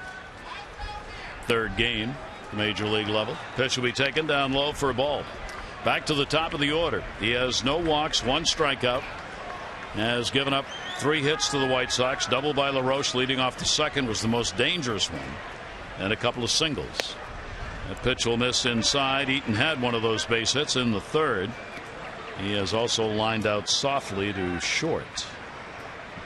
Well, at times, rookie pitchers or pitchers that the league is not familiar with can be at an advantage, but after you see them through once or twice, that's when it gets a little tougher on the young pitcher. Major league hitters, a lot of communication, a lot of video study. They try to compare pitchers to similar arms. So I think Caleb and Tyler Wilson doing a nice job to mix it up here in the middle part of the ball game and keep this White Sox team off balance. 3-0 pitch will be taken for a strike on the outside corner by Eaton, and the count goes to 3-1. Trying to get their leadoff man on for the third time. Eaton tied for 9th in bunt hits in the league. He had Manny Machado in even more. He's even with the bag now. 3-1 pitch on the way, and there is the first walk of the ball game and the ever dangerous leadoff walk in an inning. So 1 on here in the 6th, and you've got Cabrera, Abreu, and LaRoche to follow here in the top part of the order. Melky Cabrera has popped out and grounded out. Cabrera looking down to third here to see if Robin Ventura is going to do anything, maybe try and manufacture a run here if they need to. Joe McEwing, third base coach. You really have to believe they're going to try to do something. Look over, see if Cabrera will show anything. All he's doing is looking down to third base again. 2 former players, Darryl Boston at first, Joe McEwing at third, are the coaches for Robin Ventura on the bases. Wilson, runner goes, hit and run, down the line, left field. That's going to be a base hit. The Nets going to score a run.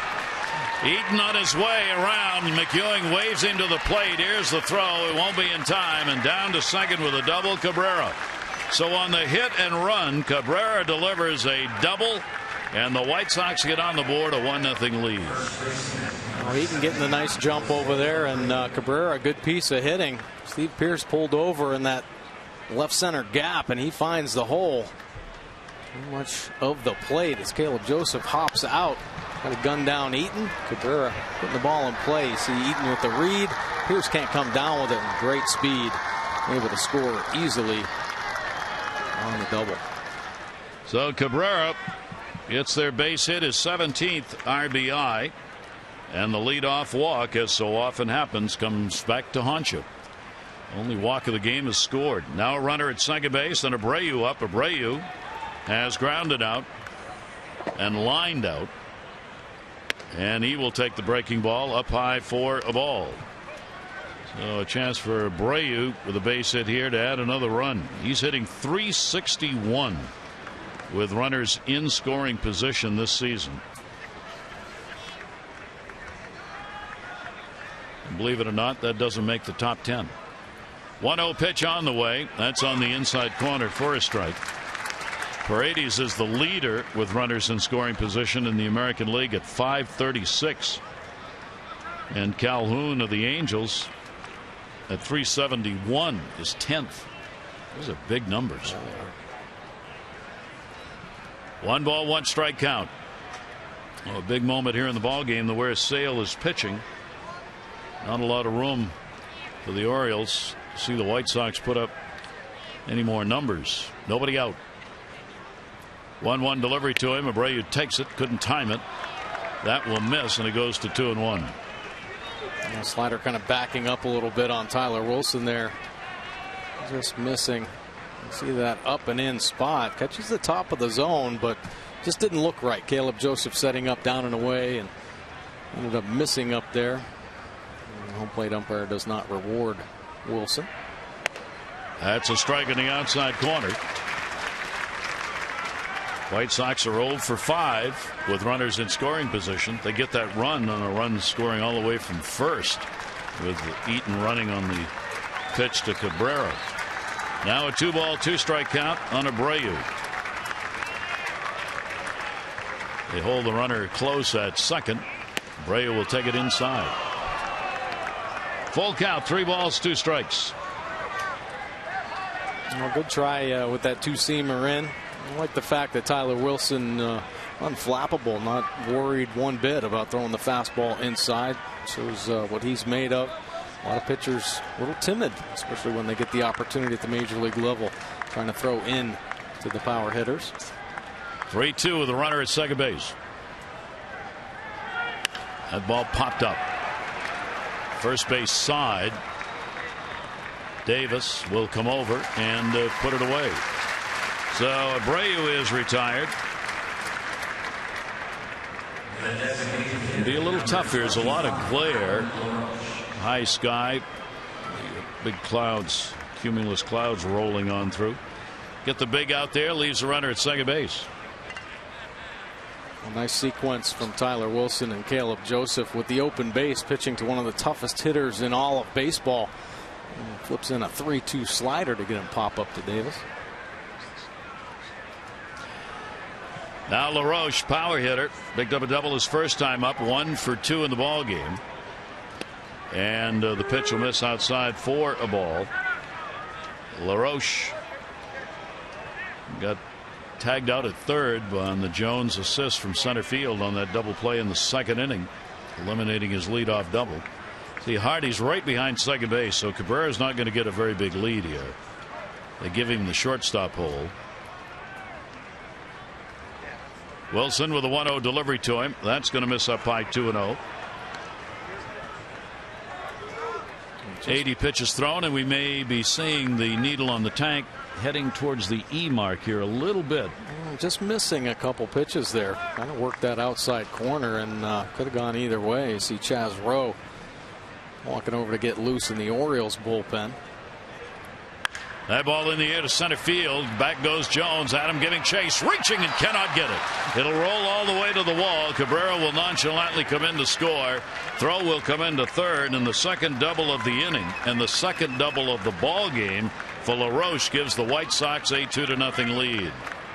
Well, LaRoche finds himself in a good hitter's count. A professional hitter, knows what to do. Doesn't get too big.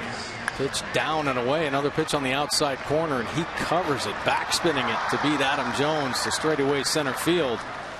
And he's able to pick up another RBI and find himself in scoring position at second base.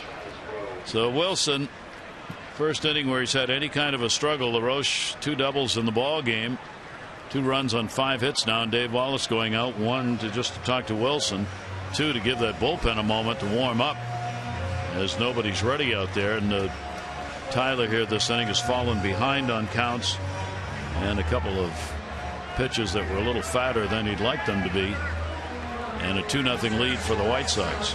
Yeah, these are the type of situations where you have a young pitcher. Now, obviously, we talked about his experience coming up through the minor leagues, to touching every level, dealing with the failures and the successes and how to balance those out.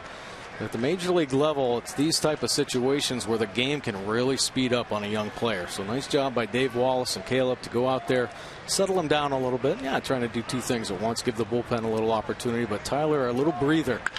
Ground ball to short. Hardy with the runner staying at second base. Gets it over there in time, and Alexei Ramirez is retired on the big ground ball out. That's 2 down. So a chance to get out of this with only a couple of runs scored. Leadoff walk, Eaton scored, double Cabrera, then he would score on the double by LaRoche. And that'll bring up Shuck.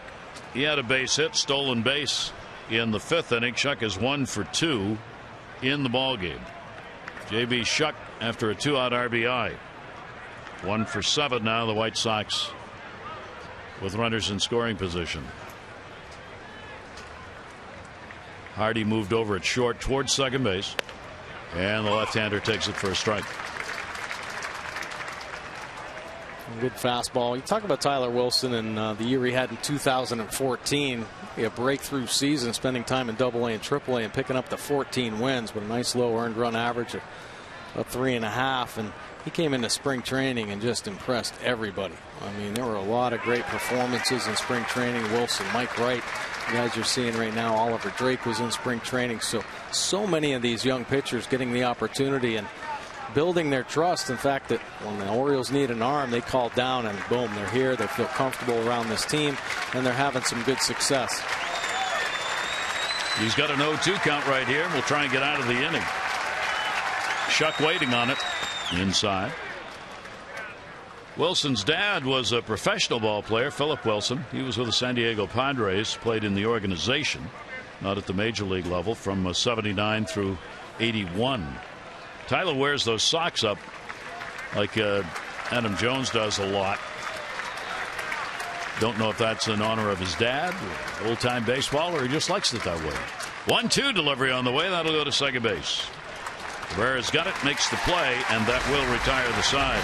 But a couple of runs in and a couple of doubles, and the White Sox have a 2-0 lead.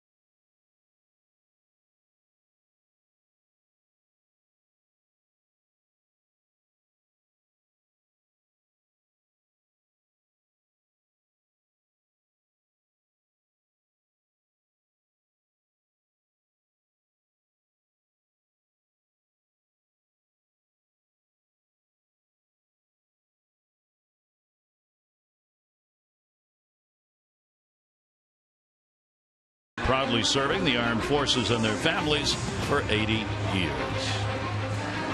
Second game of our doubleheader will be coming up right after this one. I mean, it's a regular doubleheader, so it'll be 20 minutes to a half an hour between games. These two teams last played a doubleheader here in Baltimore back in 1999. In that one, Chicago swept the doubleheader. The Orioles own a 5-game win streak against the White Sox coming into this doubleheader day. Trailing 2-0 the O's. Sale with a strike in the inside corner. Cabrera base hit his first time up. Manny Machado and then Paredes. No walks and 7 strikeouts for Sale.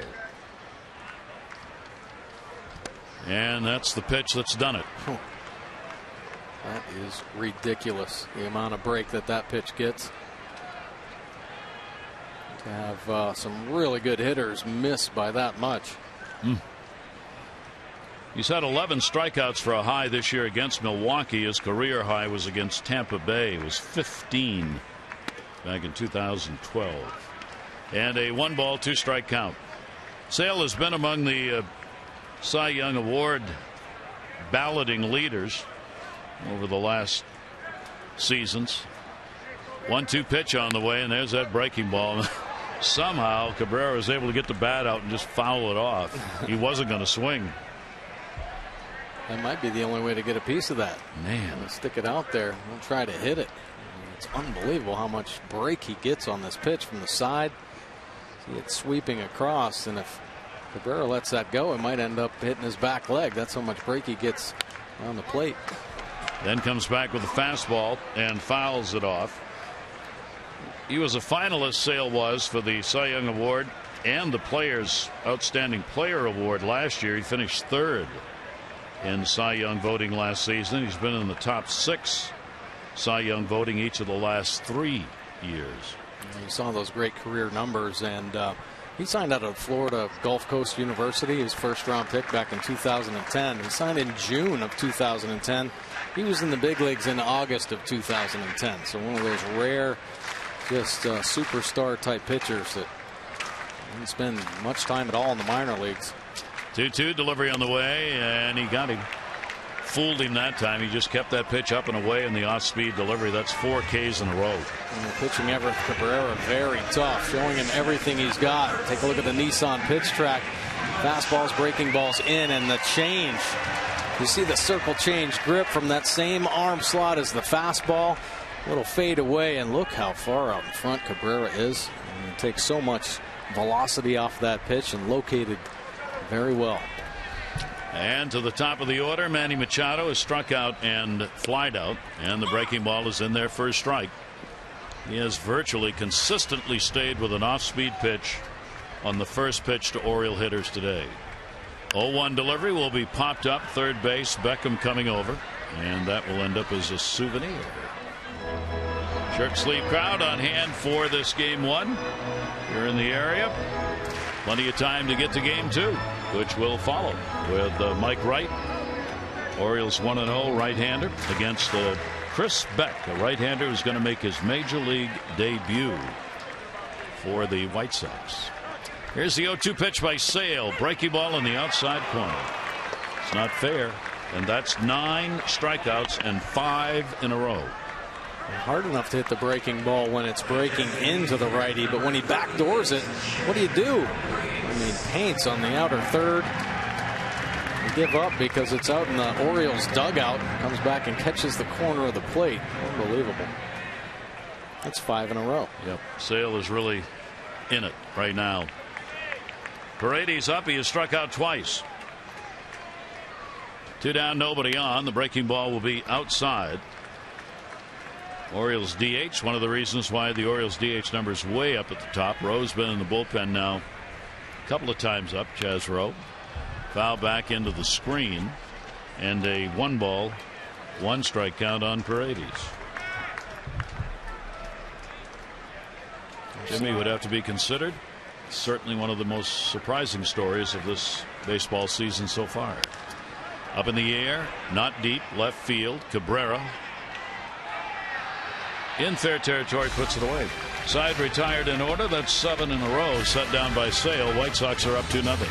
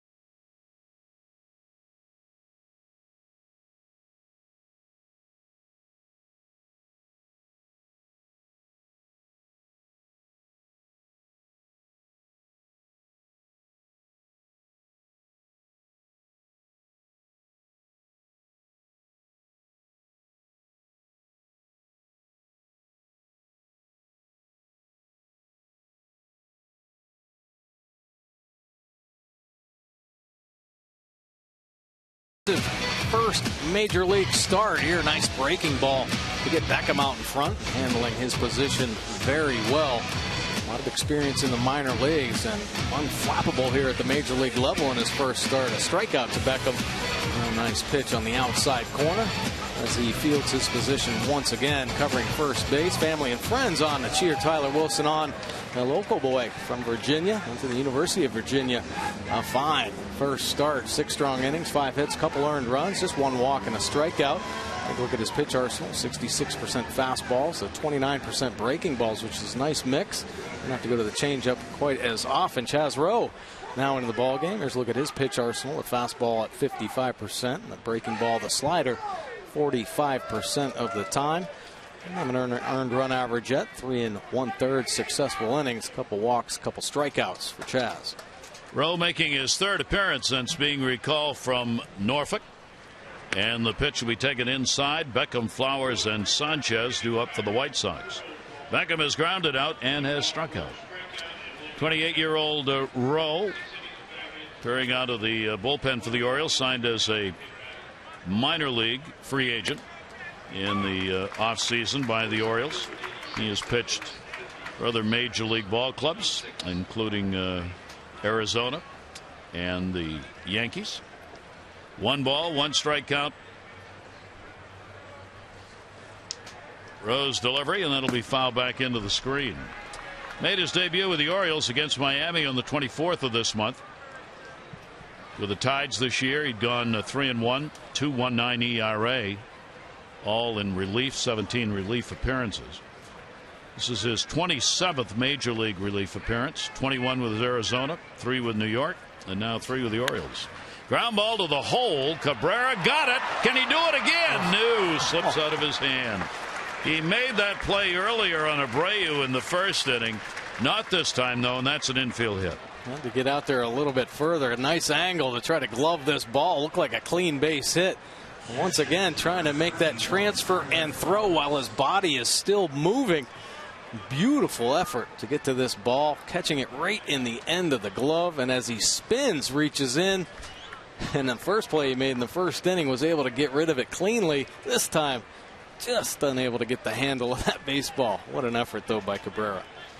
4 out of 7 innings. White Sox have had the leadoff man on base. Flowers hit by a pitch, and he has grounded out. So Tyler Wilson's major league debut completed as a starter, his 3rd major league game.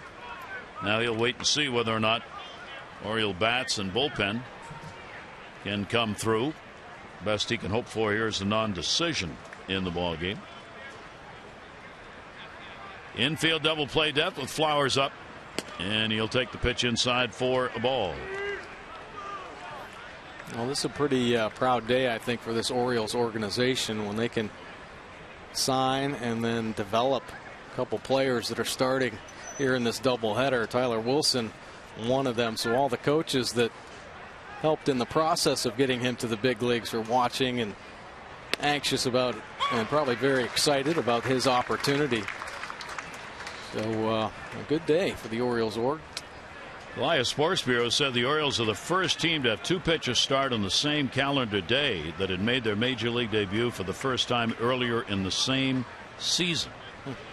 First time that has happened with the Orioles since 2014. The Twins did that last season. A couple of pitchers who made their debut in the year, and then also both able to make a start the same year. And for Tyler Wilson,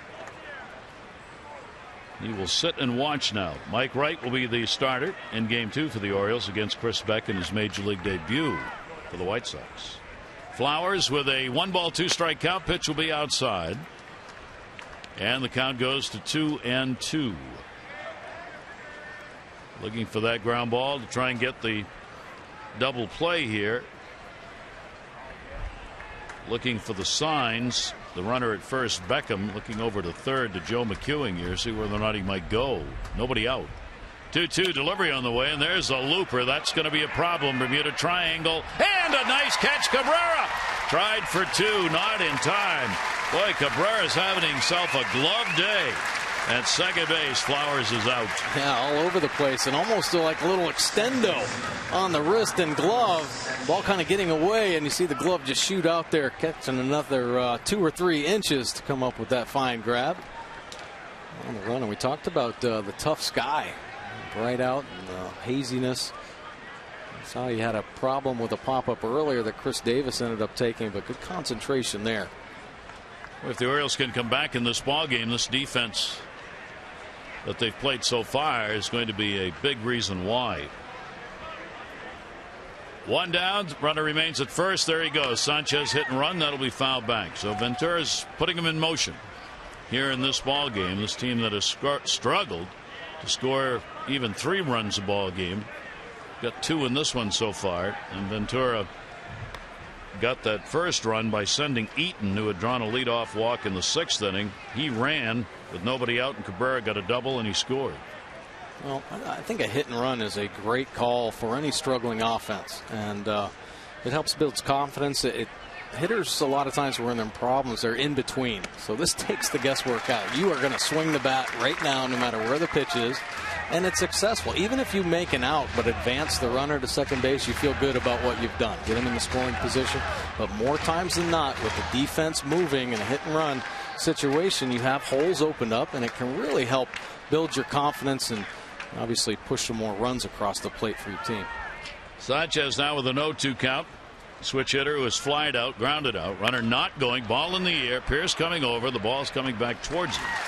He'll put it away for the second out of the 7th inning. This copyrighted telecast presented by authority of the Orioles may not be reproduced or retransmitted in any form, and the accounts and descriptions of this game may not be disseminated without the express written consent of the Orioles. First doubleheader for the Orioles. White Sox coming to town yesterday after a win, and will leave when this game is over. They'll head out. 3 games in Houston and then 3 more in Texas. Showing a bunt, 2 down here. If he meant it, he'd be going for the base hit, obviously. Eaton with speed, single, a walk, a run scored, and he is lined out to short. 1-0 count on him. Machado will take away the bunt by playing even with the bag, and the pitch by Chaz Rowe will miss outside 2-0. You see Machado honoring it, not right up in on the grass, but saying, go ahead, test me if you want. Platinum Glove winner a couple years ago has made some brilliant defensive plays on bunt attempts. 28-year-old Rowe with a 2-0 delivery. Ground ball Hardy, force at second. He'll go to first to get the out there. And that will do it. No runs, 1 hit, no errors. 1 left on base. 7th inning stretch time. 1 of 2 we'll have today. 2-0 White Sox.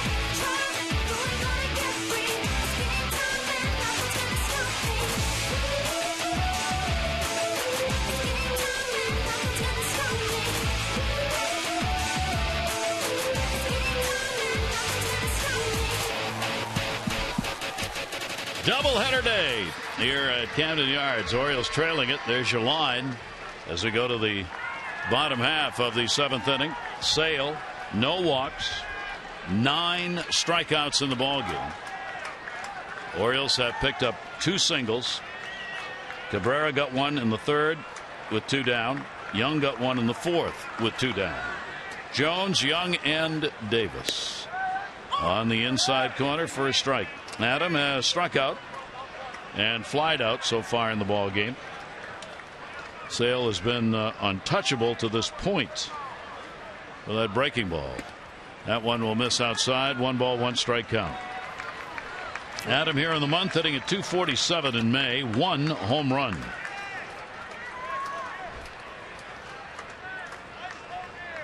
Overall, still that .310 average. Came back inside and missed. 2 ball, 1 strike count. I think what's impressive about Sale here in this ball game, when we talk about all of his strikeouts and that nasty slider he's possessing, but he has the ability to add and subtract on his fastball.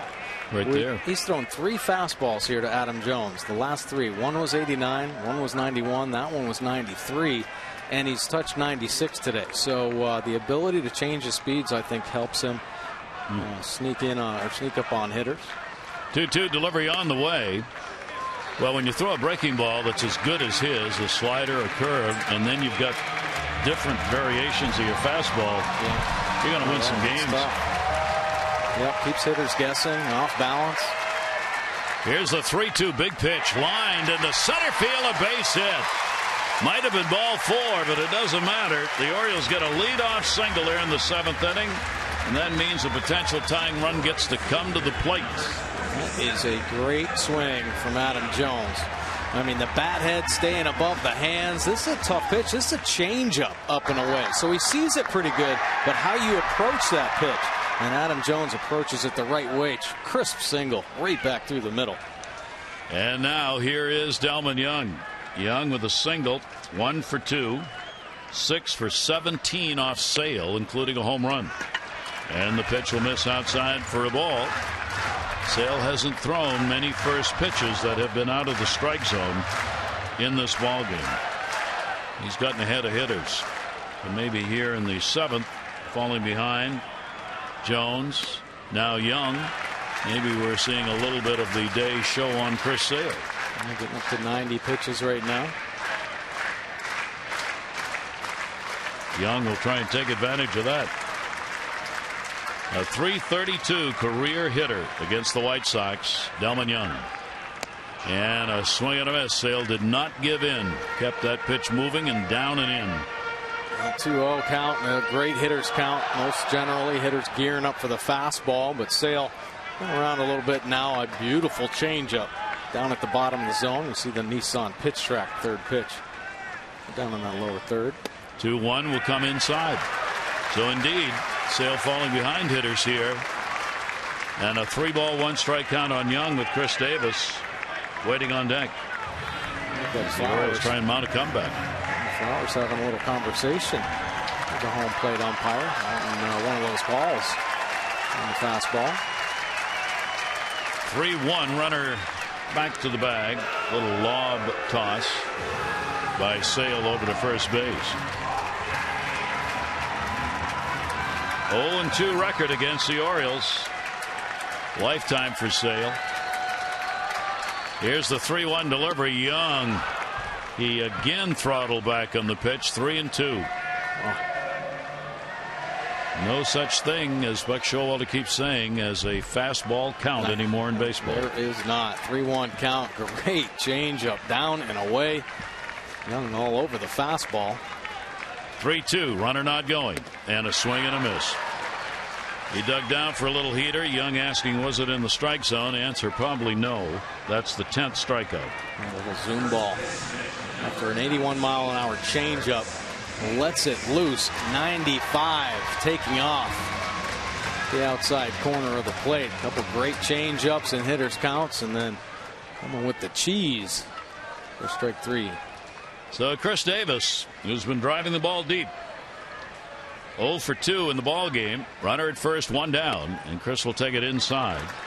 Chris has had 5 home runs here in the month of May. He's only hitting 171 this month. But 5 of the 14 hits that he's had have been home runs. Infield, double play depth, moved around, of course. Breaking ball away, falls behind 2-0.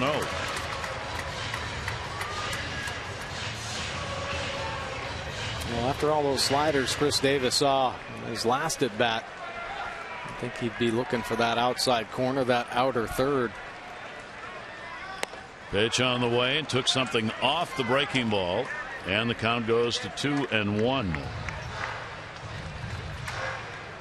Home run leader Nelson Cruz continues with 18 in the American League. Chris Davis in and out of that top 10. He's got 10. He's tied for 10th in homers. Little ground ball will go to second base. Play is going to be made to second, and Ramirez saves one from going towards left field. Throw by Sanchez high. That would have changed the entire complexion of the ball game if that gets by. Yeah, a nice play here by the veteran shortstop Ramirez. I mean, this is a long feed, but it's up, and he makes sure he catches that ball. Doesn't try to turn it too quick. He knows the base runners. Adam Jones coming down there looking for a piece of Ramirez, and Chris Davis always hustling down the line. So Ramirez, a nice job making sure of that lead out at second. So a fielder's choice will put Chris Davis on at first base with 2 down. And Steve Pearce. Pearce has flied out and struck out in the ball game. Steve will take the first pitch at the knees for a strike. Steve trying to get his average up, hitting 185 here in the month. He too has had home runs, 4 of them. 4 of the 10 hits in May have been for the long ball. He's got 6 on the year. Sale's delivery to him fouled away. No play. That'll end up in the seats. Orioles getting a leadoff man on for the first time in the game here in the 7th inning, trailing by a score 2-0, being out hit 6-3 by the White Sox.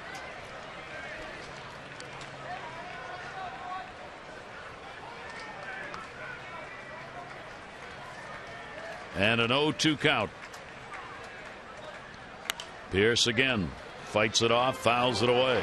101 pitches thrown now by Chris Sale. That fastball at 96 miles an hour, so not losing any velocity. In Sale's last 4 starts, he's been up over 100 pitches. So you're thinking, well, this is about the time. Well, his last start against Minnesota threw 113, most pitches he's thrown all year. So used to pitching over the 100 pitch mark. That one will be taken away. Again, trying to get the Orioles to chase on one. Pearce with a 1-ball, 2-strike count. Orioles have a runner at first. Chris Davis held by Abreu. Here's the 1-2 delivery. That breaking ball again tantalizing.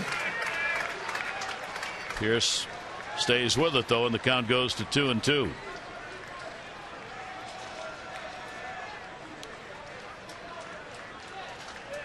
Outfield very deep on Steve Pearce. 2-2 delivery. Ground ball to third. A foul ball. Orioles here in the month trying to get back to 500. 11 wins, 13 losses. They played 10-10 last month, and flirting with that 500 record. First quarter of the season they're 21-23, but only 2.5 games out in the American League East. Yankees again winning after they've gone through a losing streak. They've won 3 in a row. Tampa Bay's lost 5 in a row, so the Yankees are a game and a half ahead of Tampa Bay, 2.5 ahead of the Orioles. Pearce in a tough at bat, fighting off pitches. 2-ball, 2-strike count. Just trying to kind of don't worry anymore. You're not trying to second guess Sale. You're just trying to see it and hit it right. That is it, and you have to see it for the whole distance. I mean, Steve Pearce has had some pitches on the heart of the plate, but 6'6". Chris Sale is 6'6", and his release point is over on the Orioles side of the dugout off the mound. So very tough to pick up, and that slider has such big break that you have to track that ball for the complete distance and not give up on any of his pitches. We've seen some tough backdoor sliders, even the back foot to the righties. Very tough. If you commit too soon, he's going to expose you, and he has. This will be the 9th pitch of this at bat.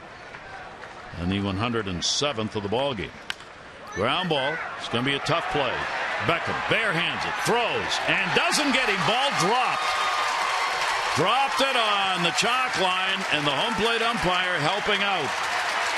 Toby Basler, the home plate umpire, immediately signaled to Larry Vanover, the first base umpire. He dropped the ball because Vanover couldn't see it. Would have had him if he picks it up. That's been a nice play with the bare hand, but it's fading up the line. Nice stretch by Abreu, but just on the end of the glove. Can't quite stick.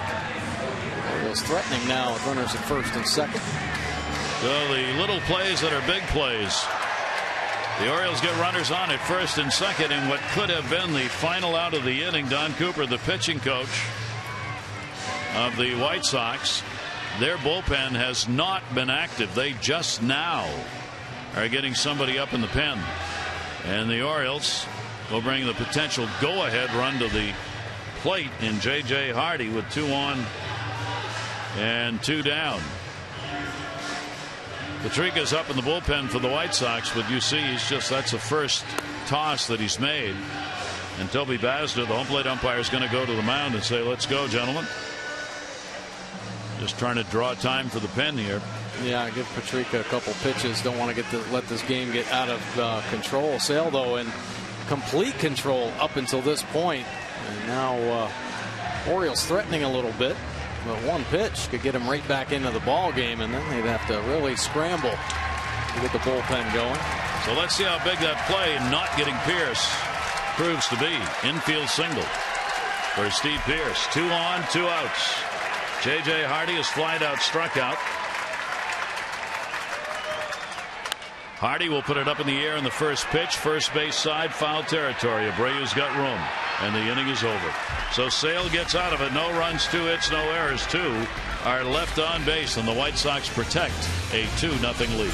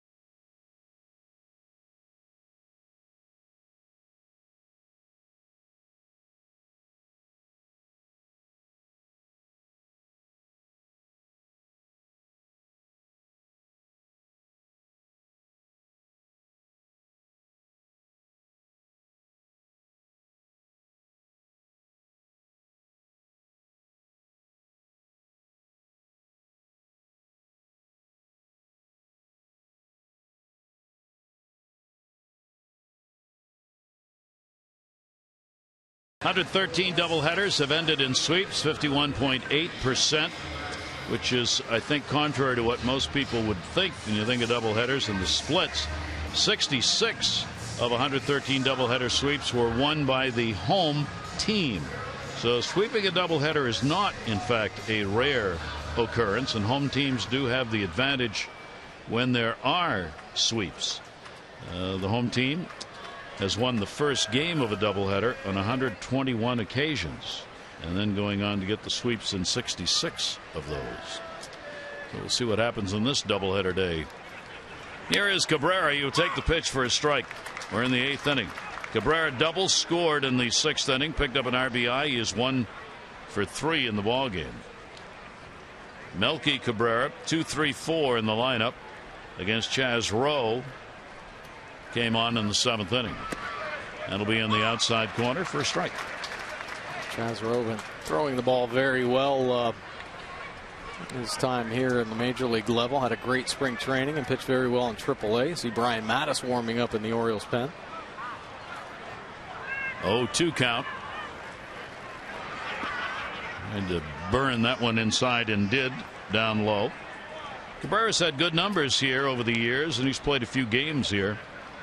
281 here at Camden Yards, lifetime average. A couple of home runs. This will be the 47th game that he's played here in Baltimore, more than any other member of the White Sox team. 1-2 pitch on the wing. Let him go after one away. Good delivery by Rowe and gets the strikeout.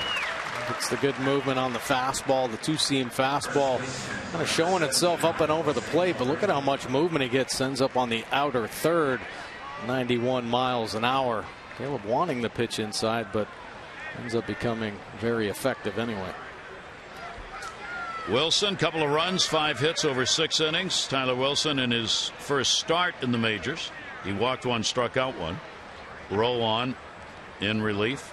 Facing Abreu, who's 0 for 3. Pitch will be outside. Abreu carries the .259 average against the Orioles in his career with 3 home runs. LaRoche waiting on deck. Robbed of a base hit by Cabrera on an outstanding defensive play in the first inning. Fastball is going to be up high.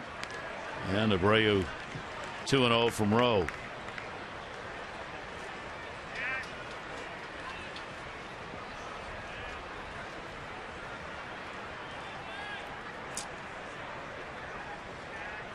.2-0 delivery.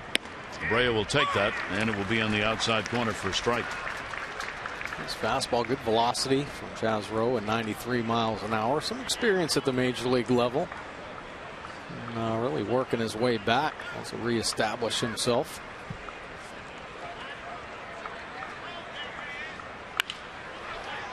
That'll go to short. Hardy over to get it. Makes the play. Abreu is retired, and there are 2 away here in the 8th. The O's joined Major League Baseball honoring the armed forces on Memorial Day. Special jerseys and caps. Show your support visiting Orioles.com/auction. Place a bid on one of these unique items. Each jersey cap autographed by the player or coach who wore it. It's authenticated. It's available with the proceeds benefiting the Fort Meade Alliance Foundation. That's Orioles.com/auction. Chaz Rowe coming out of the ball game. Brian Mattis will be coming on to pitch.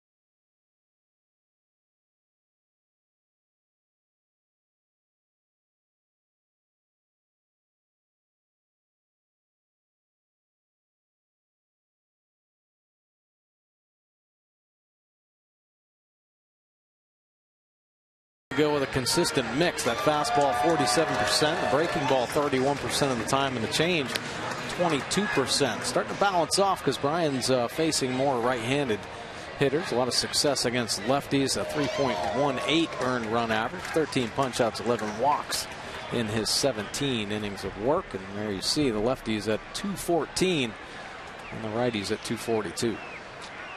He'll face LaRoche, who's only gone up against him once, 0 for 1. 2 down, nobody on, 8th inning. White Sox have the 2-0 lead. LaRoche, a reason They have that lead, a double in the 6th inning. Picked up the RBI number 2. He's had 2 doubles in 3 at-bats. They're DH.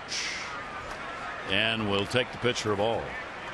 Brian's hearing on the sticky substance should be, they're saying June 3, apparently. They plan to have the hearing regarding his appeal of the suspension. 1-0 count. Shift on against LaRoche. One thing it's done is again stirred the debate regarding whether or not there ought to be something that would be legal that pitchers could use to allow them to get a better grip on the ball. Yeah. It's been a discussion for a while. Buck Showalter talks about it all the time, how slippery the baseball is. 1-1 delivery on the way. He likes the ball used in Japan, which has some kind of a substance that's on all of the baseballs when they're made. Yeah, already a tacky substance where you don't have to rub the ball up. It'll stay its white color, and you don't have to worry about anybody using any foreign substances. 2-ball, 1-strike count. That ball's going to be popped up third. Joseph, long run, and can't get there. Manny Machado was in the shift, so he had no chance to get over there and help Caleb Joseph. That's very tough for a catcher because it's a long run and you're trying to figure out where the ball is to begin with. Well, he has to find the fence, and yeah, you see Manny all the way over at the shortstop position, so not much of an opportunity that he can have for catching that ball. But as soon as Caleb looks down and then back up, ball's about 10 feet away, so has to readjust. Very tough play ranging that far for a catcher. Well, LaRoche's at bat will stay alive. There's where the shift may have cost you an out. Maybe. It's a tough play anyway. 2-2 count with 2 down. And LaRoche drills it. He's got a base hit. The wee Willie Keeler hit him where they ain't on that one. And LaRoche is having a big day. That's a 3-for-4 ball game for LaRoche. And the DH role, which happens to have the lowest average in the American League as a DH. The White Sox carry that along with all those other bad offensive numbers. Bonifacio will come on to run at first base. Bonifacio in for LaRoche, as that's obviously a potentially very big run here in the 8th inning if they could get it around with 2 down. So Bonifacio on at first base, pinch runner. Ramirez coming up. He's 0 for 3 in the ball game.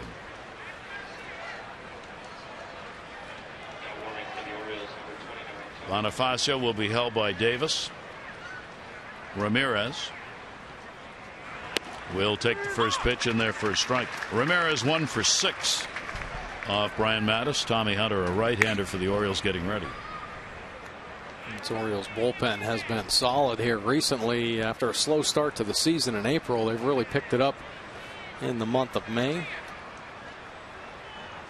0-1 count, 2 down. Bonifacio extending that lead over there.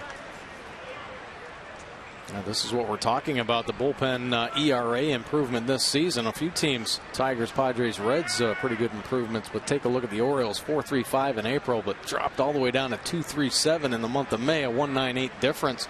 So nice job. Roles are starting to get established a little bit better. Pitchers, starters getting deeper, I think, is a huge key to the success of the Orioles bullpen. Brian Mattis with a 1-ball, 1-strike count on Ramirez. Orioles defense has risen to the occasion in this game to keep this a 2-0 ball game. White Sox could have scored more.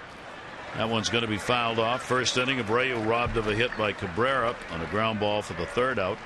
Big double play. Second inning, Jones, fly ball by Ramirez, and then threw out LaRoche, who had a leadoff double. LaRoche trying to go from 2nd to 3rd. And then we've seen Cabrera come up with that big pop catch in right field on the pop-up against Flowers in the 7th inning with a runner on base. Well, the defense has done their part today, and really so's the pitching. Tyler Wilson giving up only the 2 runs, 5 hits over 6 innings. Rowe, good job, inning and 2/3, a strikeout, 1 hit, and now Brian Mattis on. Yeah, the Orioles offense some problems with Chris Sale today. Sale on top of his game and continues to get better and better for the White Sox. The Orioles would love to take their shot at the White Sox bullpen. Which is probably why there hasn't been a lot of people warming up out there. Sale's got to be, well, I say, got to be coming out of the ball game. They've got the bullpen up and ready to go. Sale at, I don't know, 107, 108 pitches. We'll see. 1 ball, 2 strike count, 2 down. Bonifacio running. Foul back. Ramirez trying to put the ball into right field.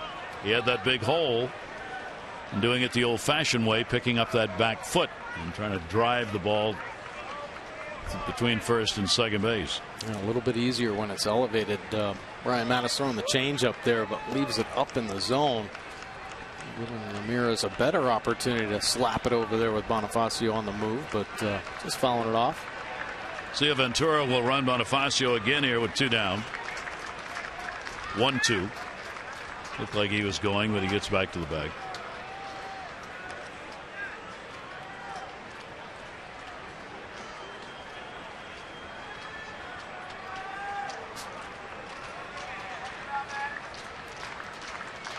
Trying to draw as much attention from Mattis as he can get over there at first. He's kept that lead about the same. It's a good one, and he's going. Mattis, Davis, tag, got him. And that will end the at-bat of Ramirez. Now, will they challenge this? Robin Ventura's not coming out, and that will do it.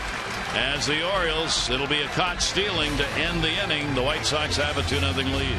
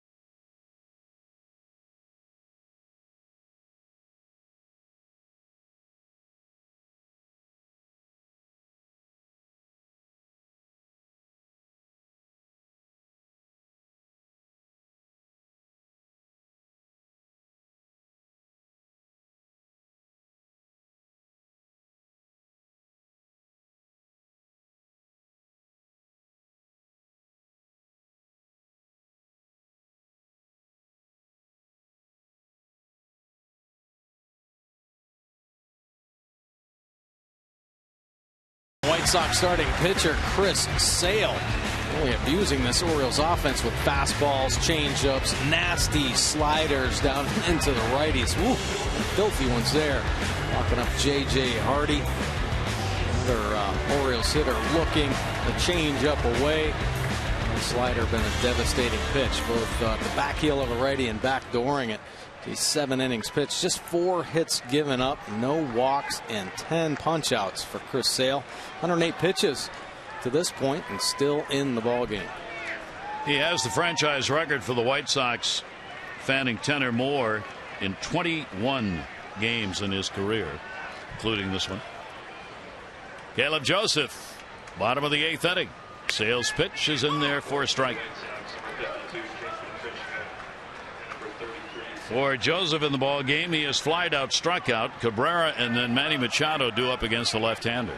0-1 delivery on the way. Caleb will foul that one off right field side. Game 2 will be coming up about 25 minutes, give or take. Mike Wright 1-0 for the Orioles, the right-hander, against Chris Beck, making his major league debut. 22-year-old right-hander. Stay with us for our O's Extra between ball games, and then the second game of our doubleheader, presented by PNC. O's Extra after game 1.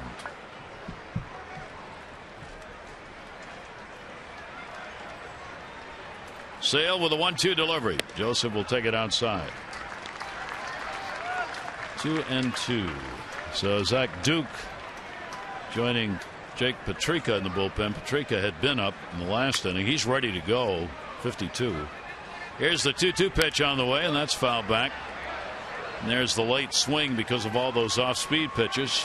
95-mile-an-hour fastball gets there in a hurry. Yeah, still holding a great velocity. 113 pitches into it. Started this at bat with a changeup to Caleb, and pops a 95 right there.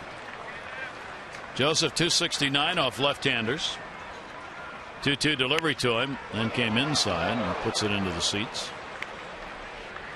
And the count will stay at 2-2. Well, it's a good thing Caleb hit that ball, because if he misses it, it's going to catch him right in the belt buckle. That's how much his breaking ball has been moving. You see the sixth pitch just boring in on Caleb Joseph. Somehow able to get the bat head to it, and boy, the only thing you can do with that type of pitch is pull it over the visiting dugout. And that's what he did. 2-2 delivery by Sale. Amazing. Up to 96. That's where he's gone when he's looked for that extra heat. 11 strikeouts. Let's do slider in, and then 96 at the top of the zone. Slinging from the side, and the 6'6" frame and the loose arm just exploding out of the hand for his 11th strikeout of the game. So that will equal his season high that he had against Milwaukee on the 12th of this month. One down, in there for a strike. Cabrera, a base hit, third inning, and he has struck out. 0-1 delivery on the way, and there's that wrinkle pitch on the inside corner, and quickly 0-2. Didn't like the call. Takes a walk.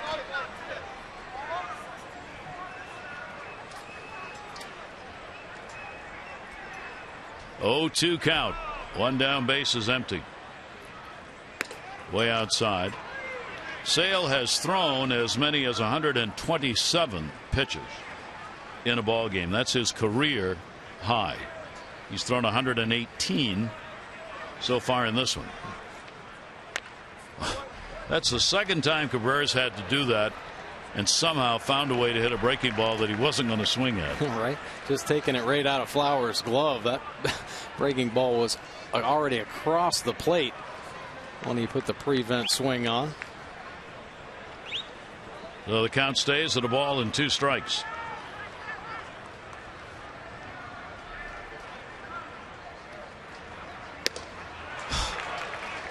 .96. That's the K number, and that's a dozen. And that's going to be it. So Sale is going to come out of there with 2 down in the 8th inning. Robin Ventura doesn't want to test it any further with 120 pitches thrown in the ball game, and his bullpen ready, and gets a smile from his manager's comments. So a chance to win his 4th, as Sale will leave the ball game, team leading 2-0.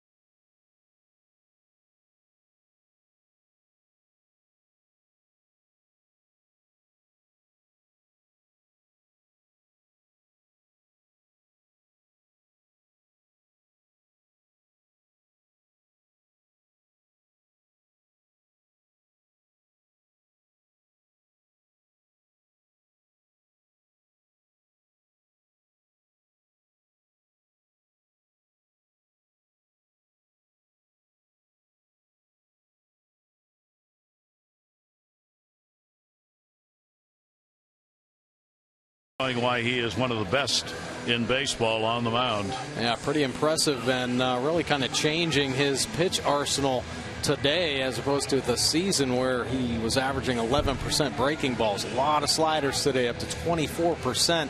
Fastball good. It was able to change his speeds, went from 89 to 96 with the fastball, and the changeup came up very big. Nice line, 7 2/3, 12 punch outs for Chris Sale. He'll give way to Zach Duke, who inked a 3-year deal after a nice year with the Brewers last season. Take a look at his pitch arsenal. A fastball 67%, breaking ball at 30%. Works the fastball in the low 90s, a slider and a curve, and an occasional changeup. In 20 games, a couple wins with a 2.84 earned run average, 19 innings of work, 16 punch outs, and the 9 walks, holding opponents to 254, but the lefties way down to 176. Manny Machado at the top of the order will face him. Machado's 0 for 3. Couple of strikeouts included. 12 Ks for Sale, season high. Machado will take the breaking ball. Sale threw 18 out of 27 first pitch strikes in the game. 18 for 27. You saw the 0 walk surrendered. Veteran, 9 years in the majors, Zach Duke. Breaking ball fouled off at the plate. 2 down, nobody on, 8th inning, 2-0 lead. Orioles being out hit by the White Sox 7-4. Machado has faced Duke only once and is 0 for 1 against him. Manny hitting 273 off lefties, 280 off righties. 1-1. Another one breaking in on him, fouls that one off the body. They get rid of Sale. Maybe they thought they'd seen the last of the breaking ball. All right, or even that sidearm slot. Zach Duke kind of changing the arm angle a little bit. The lower arm slot, almost like Sale. Duke had on the count here, 1-2. Duke had a save in the Chicago win yesterday. Left-hander with a 1-2. And that one's going to miss. Duke, a ground ball pitcher, predominant, 5th highest ground ball double play ratio among relievers in the league. He had just pitched a third of an inning in the ball game yesterday. 2 ball, 2 strike delivery. Machado up in the air and into the seats.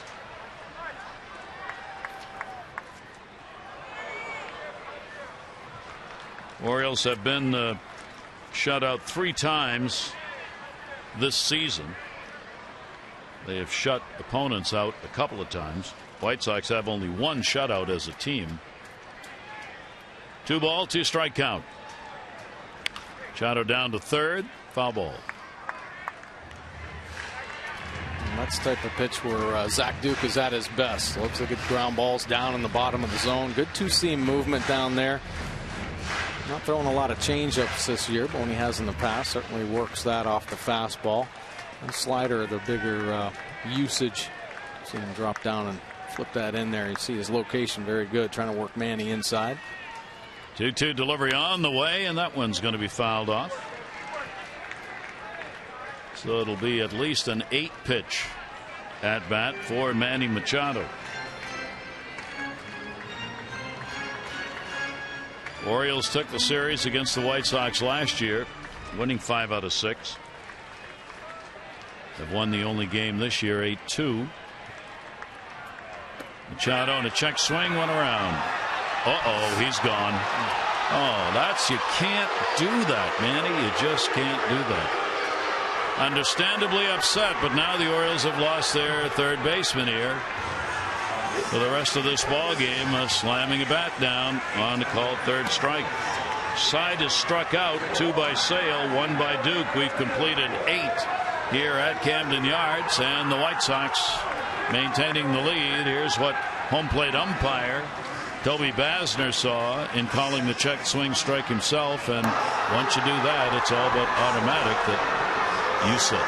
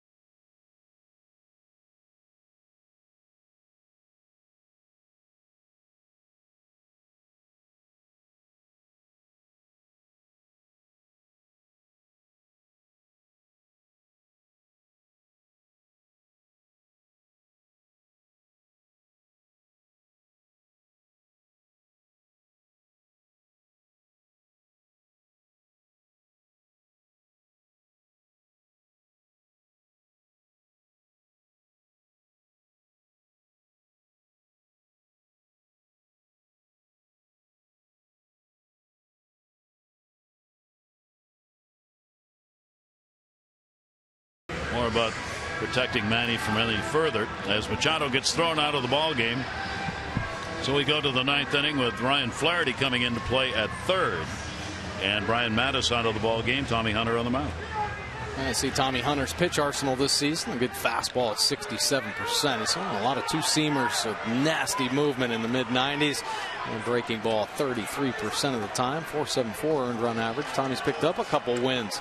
His 19 innings of work, 13 punch-outs, just 3 walks. Opponent's hitting .274 overall. 2-0 ball game, and we are in the 9th inning in our first game of the doubleheader.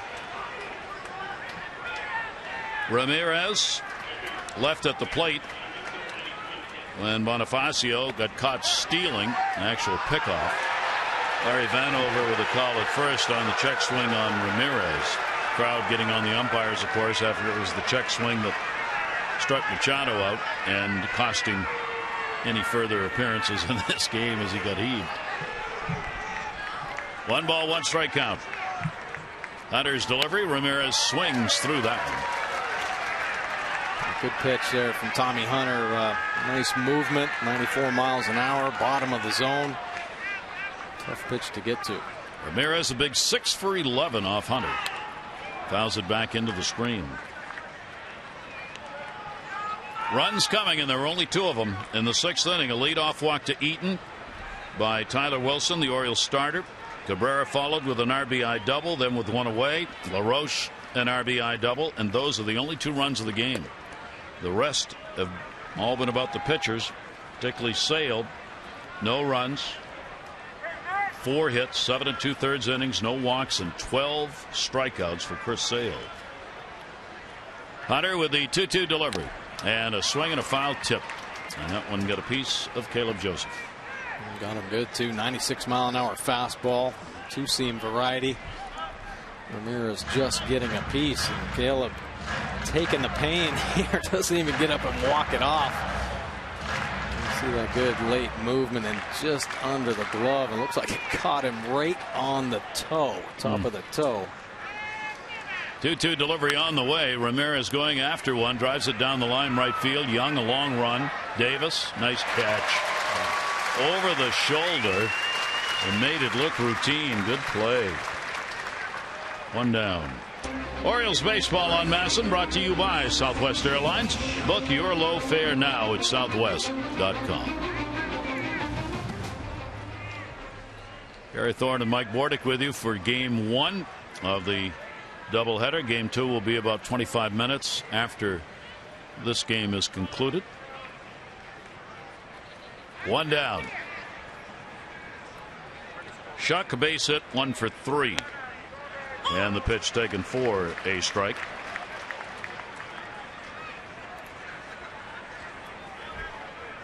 Shuck to be followed by Beckham. 2-7-0 for the White Sox, 0-4-0 for the Orioles. White Sox have left 5 on base. Orioles have left 4. Orioles have had only 1 base runner to second base, and that came in the 7th inning. After Chris Davis hit into a fielder's choice, a base hit by Pierce. 2 on, 2 down. Hardy popped out, and that ended the inning. And Sale didn't give this Orioles offense many chances. Didn't walk anybody. He was all around the plate with all of his pitches. Sometimes you get helped out by an occasional walk. That's what happened with Tyler Wilson. The 1 walk ended up scoring. So you look for that every now and then in a ball game. But Sale really control. Only walk of the game, that walk to Eaton that scored. That's going to be a base hit. So Shuck a 2 for 4. He's on here in the 9th inning with 1 away. Follow the Orioles all season with MLB.com at Bat, #1 app for live baseball. At Bat is up to the moment, any moment, with in-game highlights, live look-ins, replays, radio broadcast, statcast, and more. MLB.com at Bat for your smartphone or tablet. Gordon Beckham, a base hit, 1 for 3 in the ball game.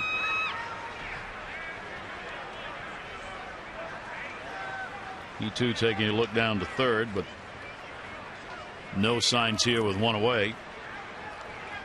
And the breaking ball is going to miss outside.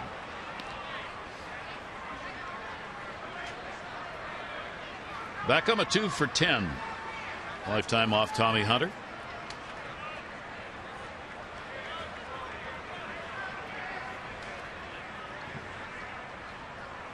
Shuck held at first by Davis. There's the throw over to get him back to the bag. Well, you know the White Sox are really looking for that insurance run, something to tack on.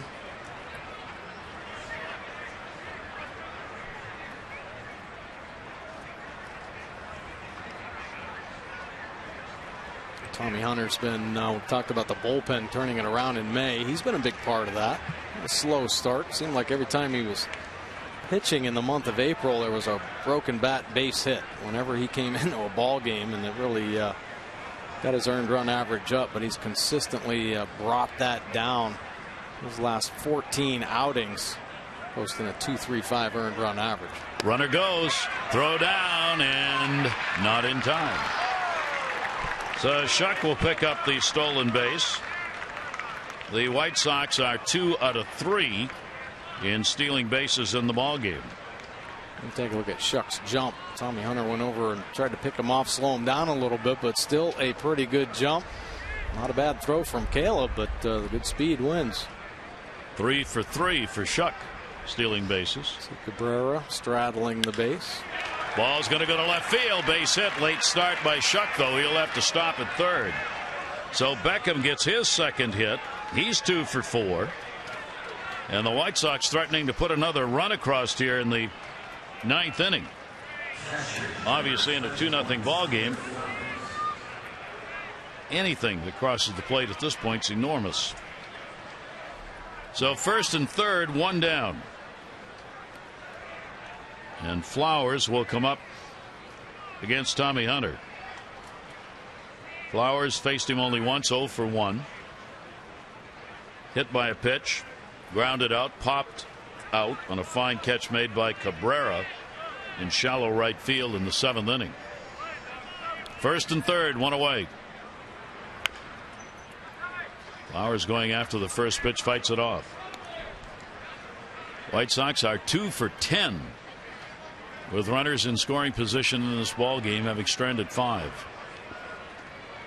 And Flowers not a lot of RBI this year, low batting average. This might be one of those situations. He's going to give him a couple pitches, I'm sure. Maybe get a sac fly or a base hit, but keep your eyes open. Runners at first and third. Ground ball, runner coming, chance for 2. Hardy, there's one, low flip, and didn't get him, and a run will score. A tough play for Cabrera as J.J. Hardy's feet a little bit low. It allows Shuck to cross the plate. Flowers an RBI and a 3-0 lead.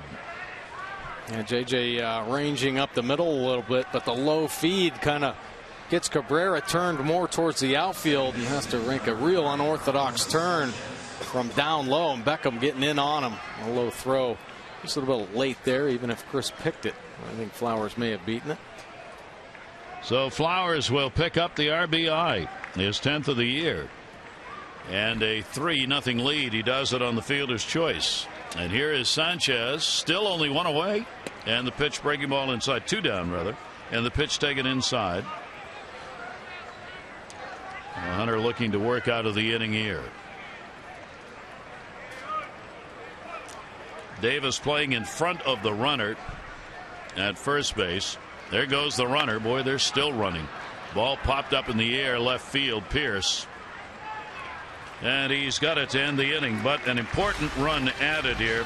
A run on a couple of hits with a base runner left on. Bottom of the 9th, 3-0 White Sox.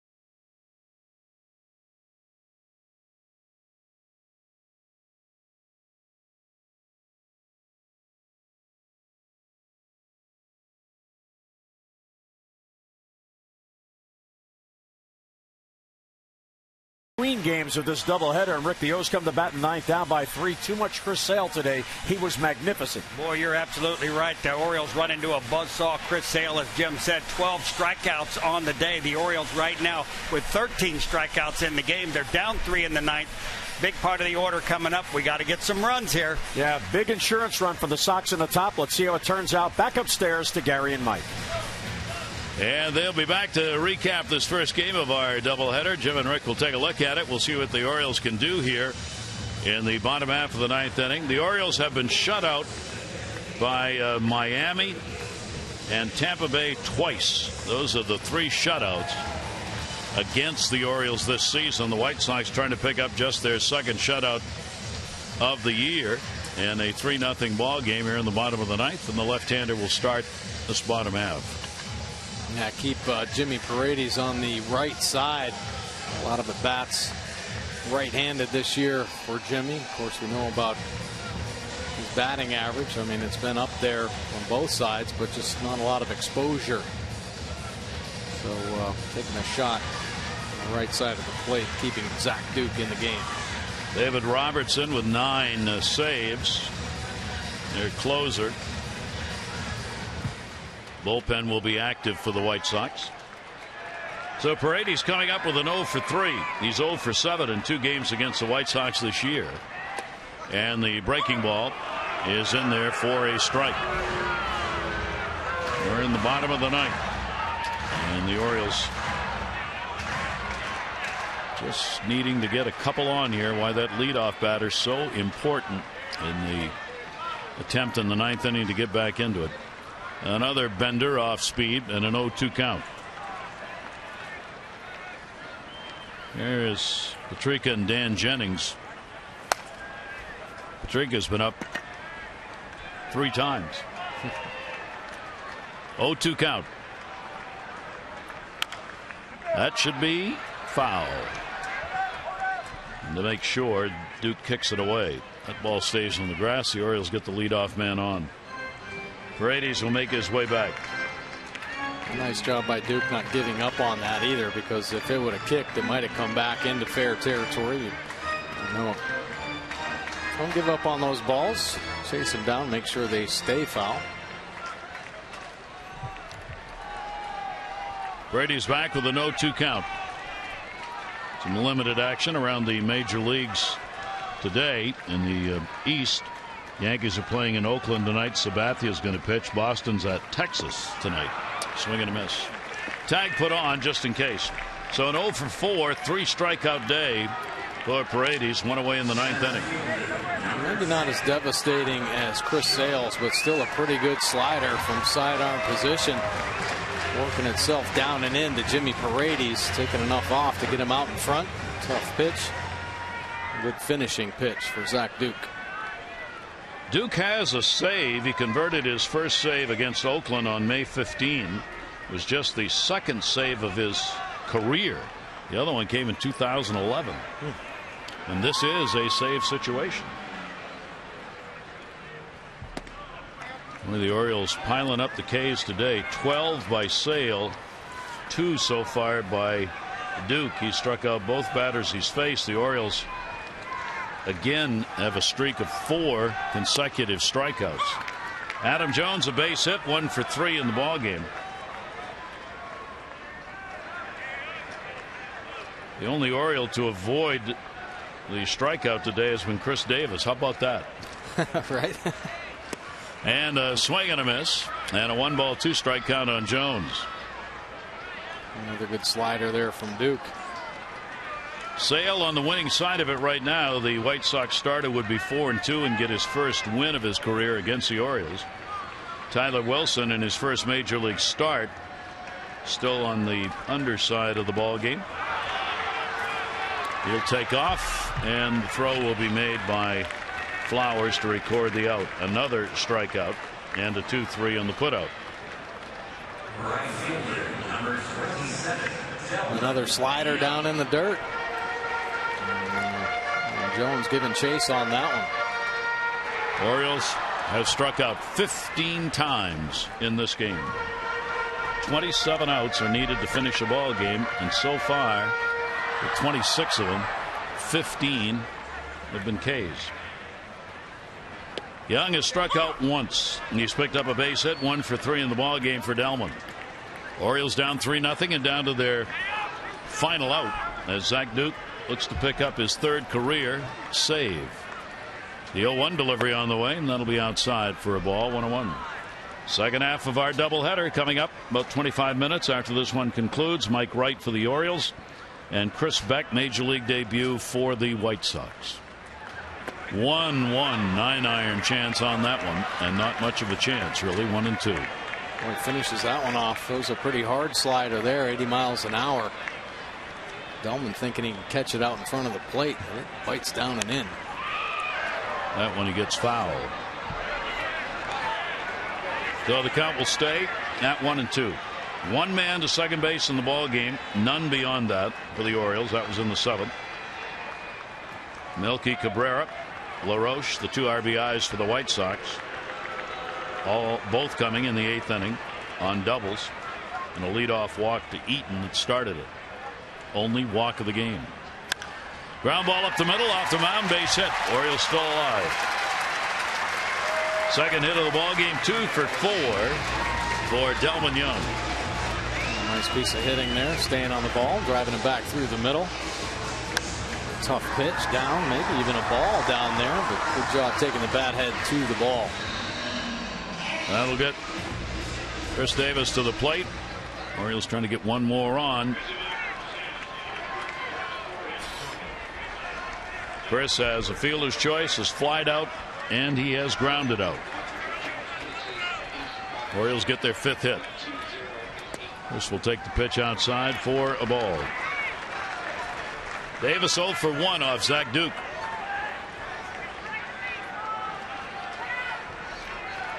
Abreu behind the runner at first.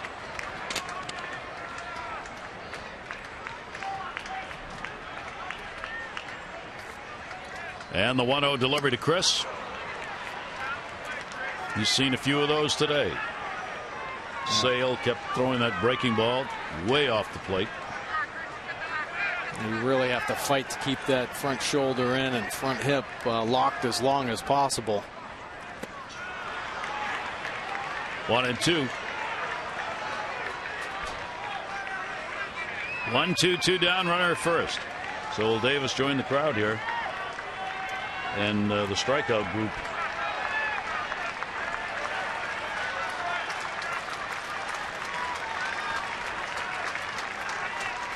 Young off first, the 1-2 delivery on the way, and it'll miss. 90-mile-an-hour fastball that came inside to him.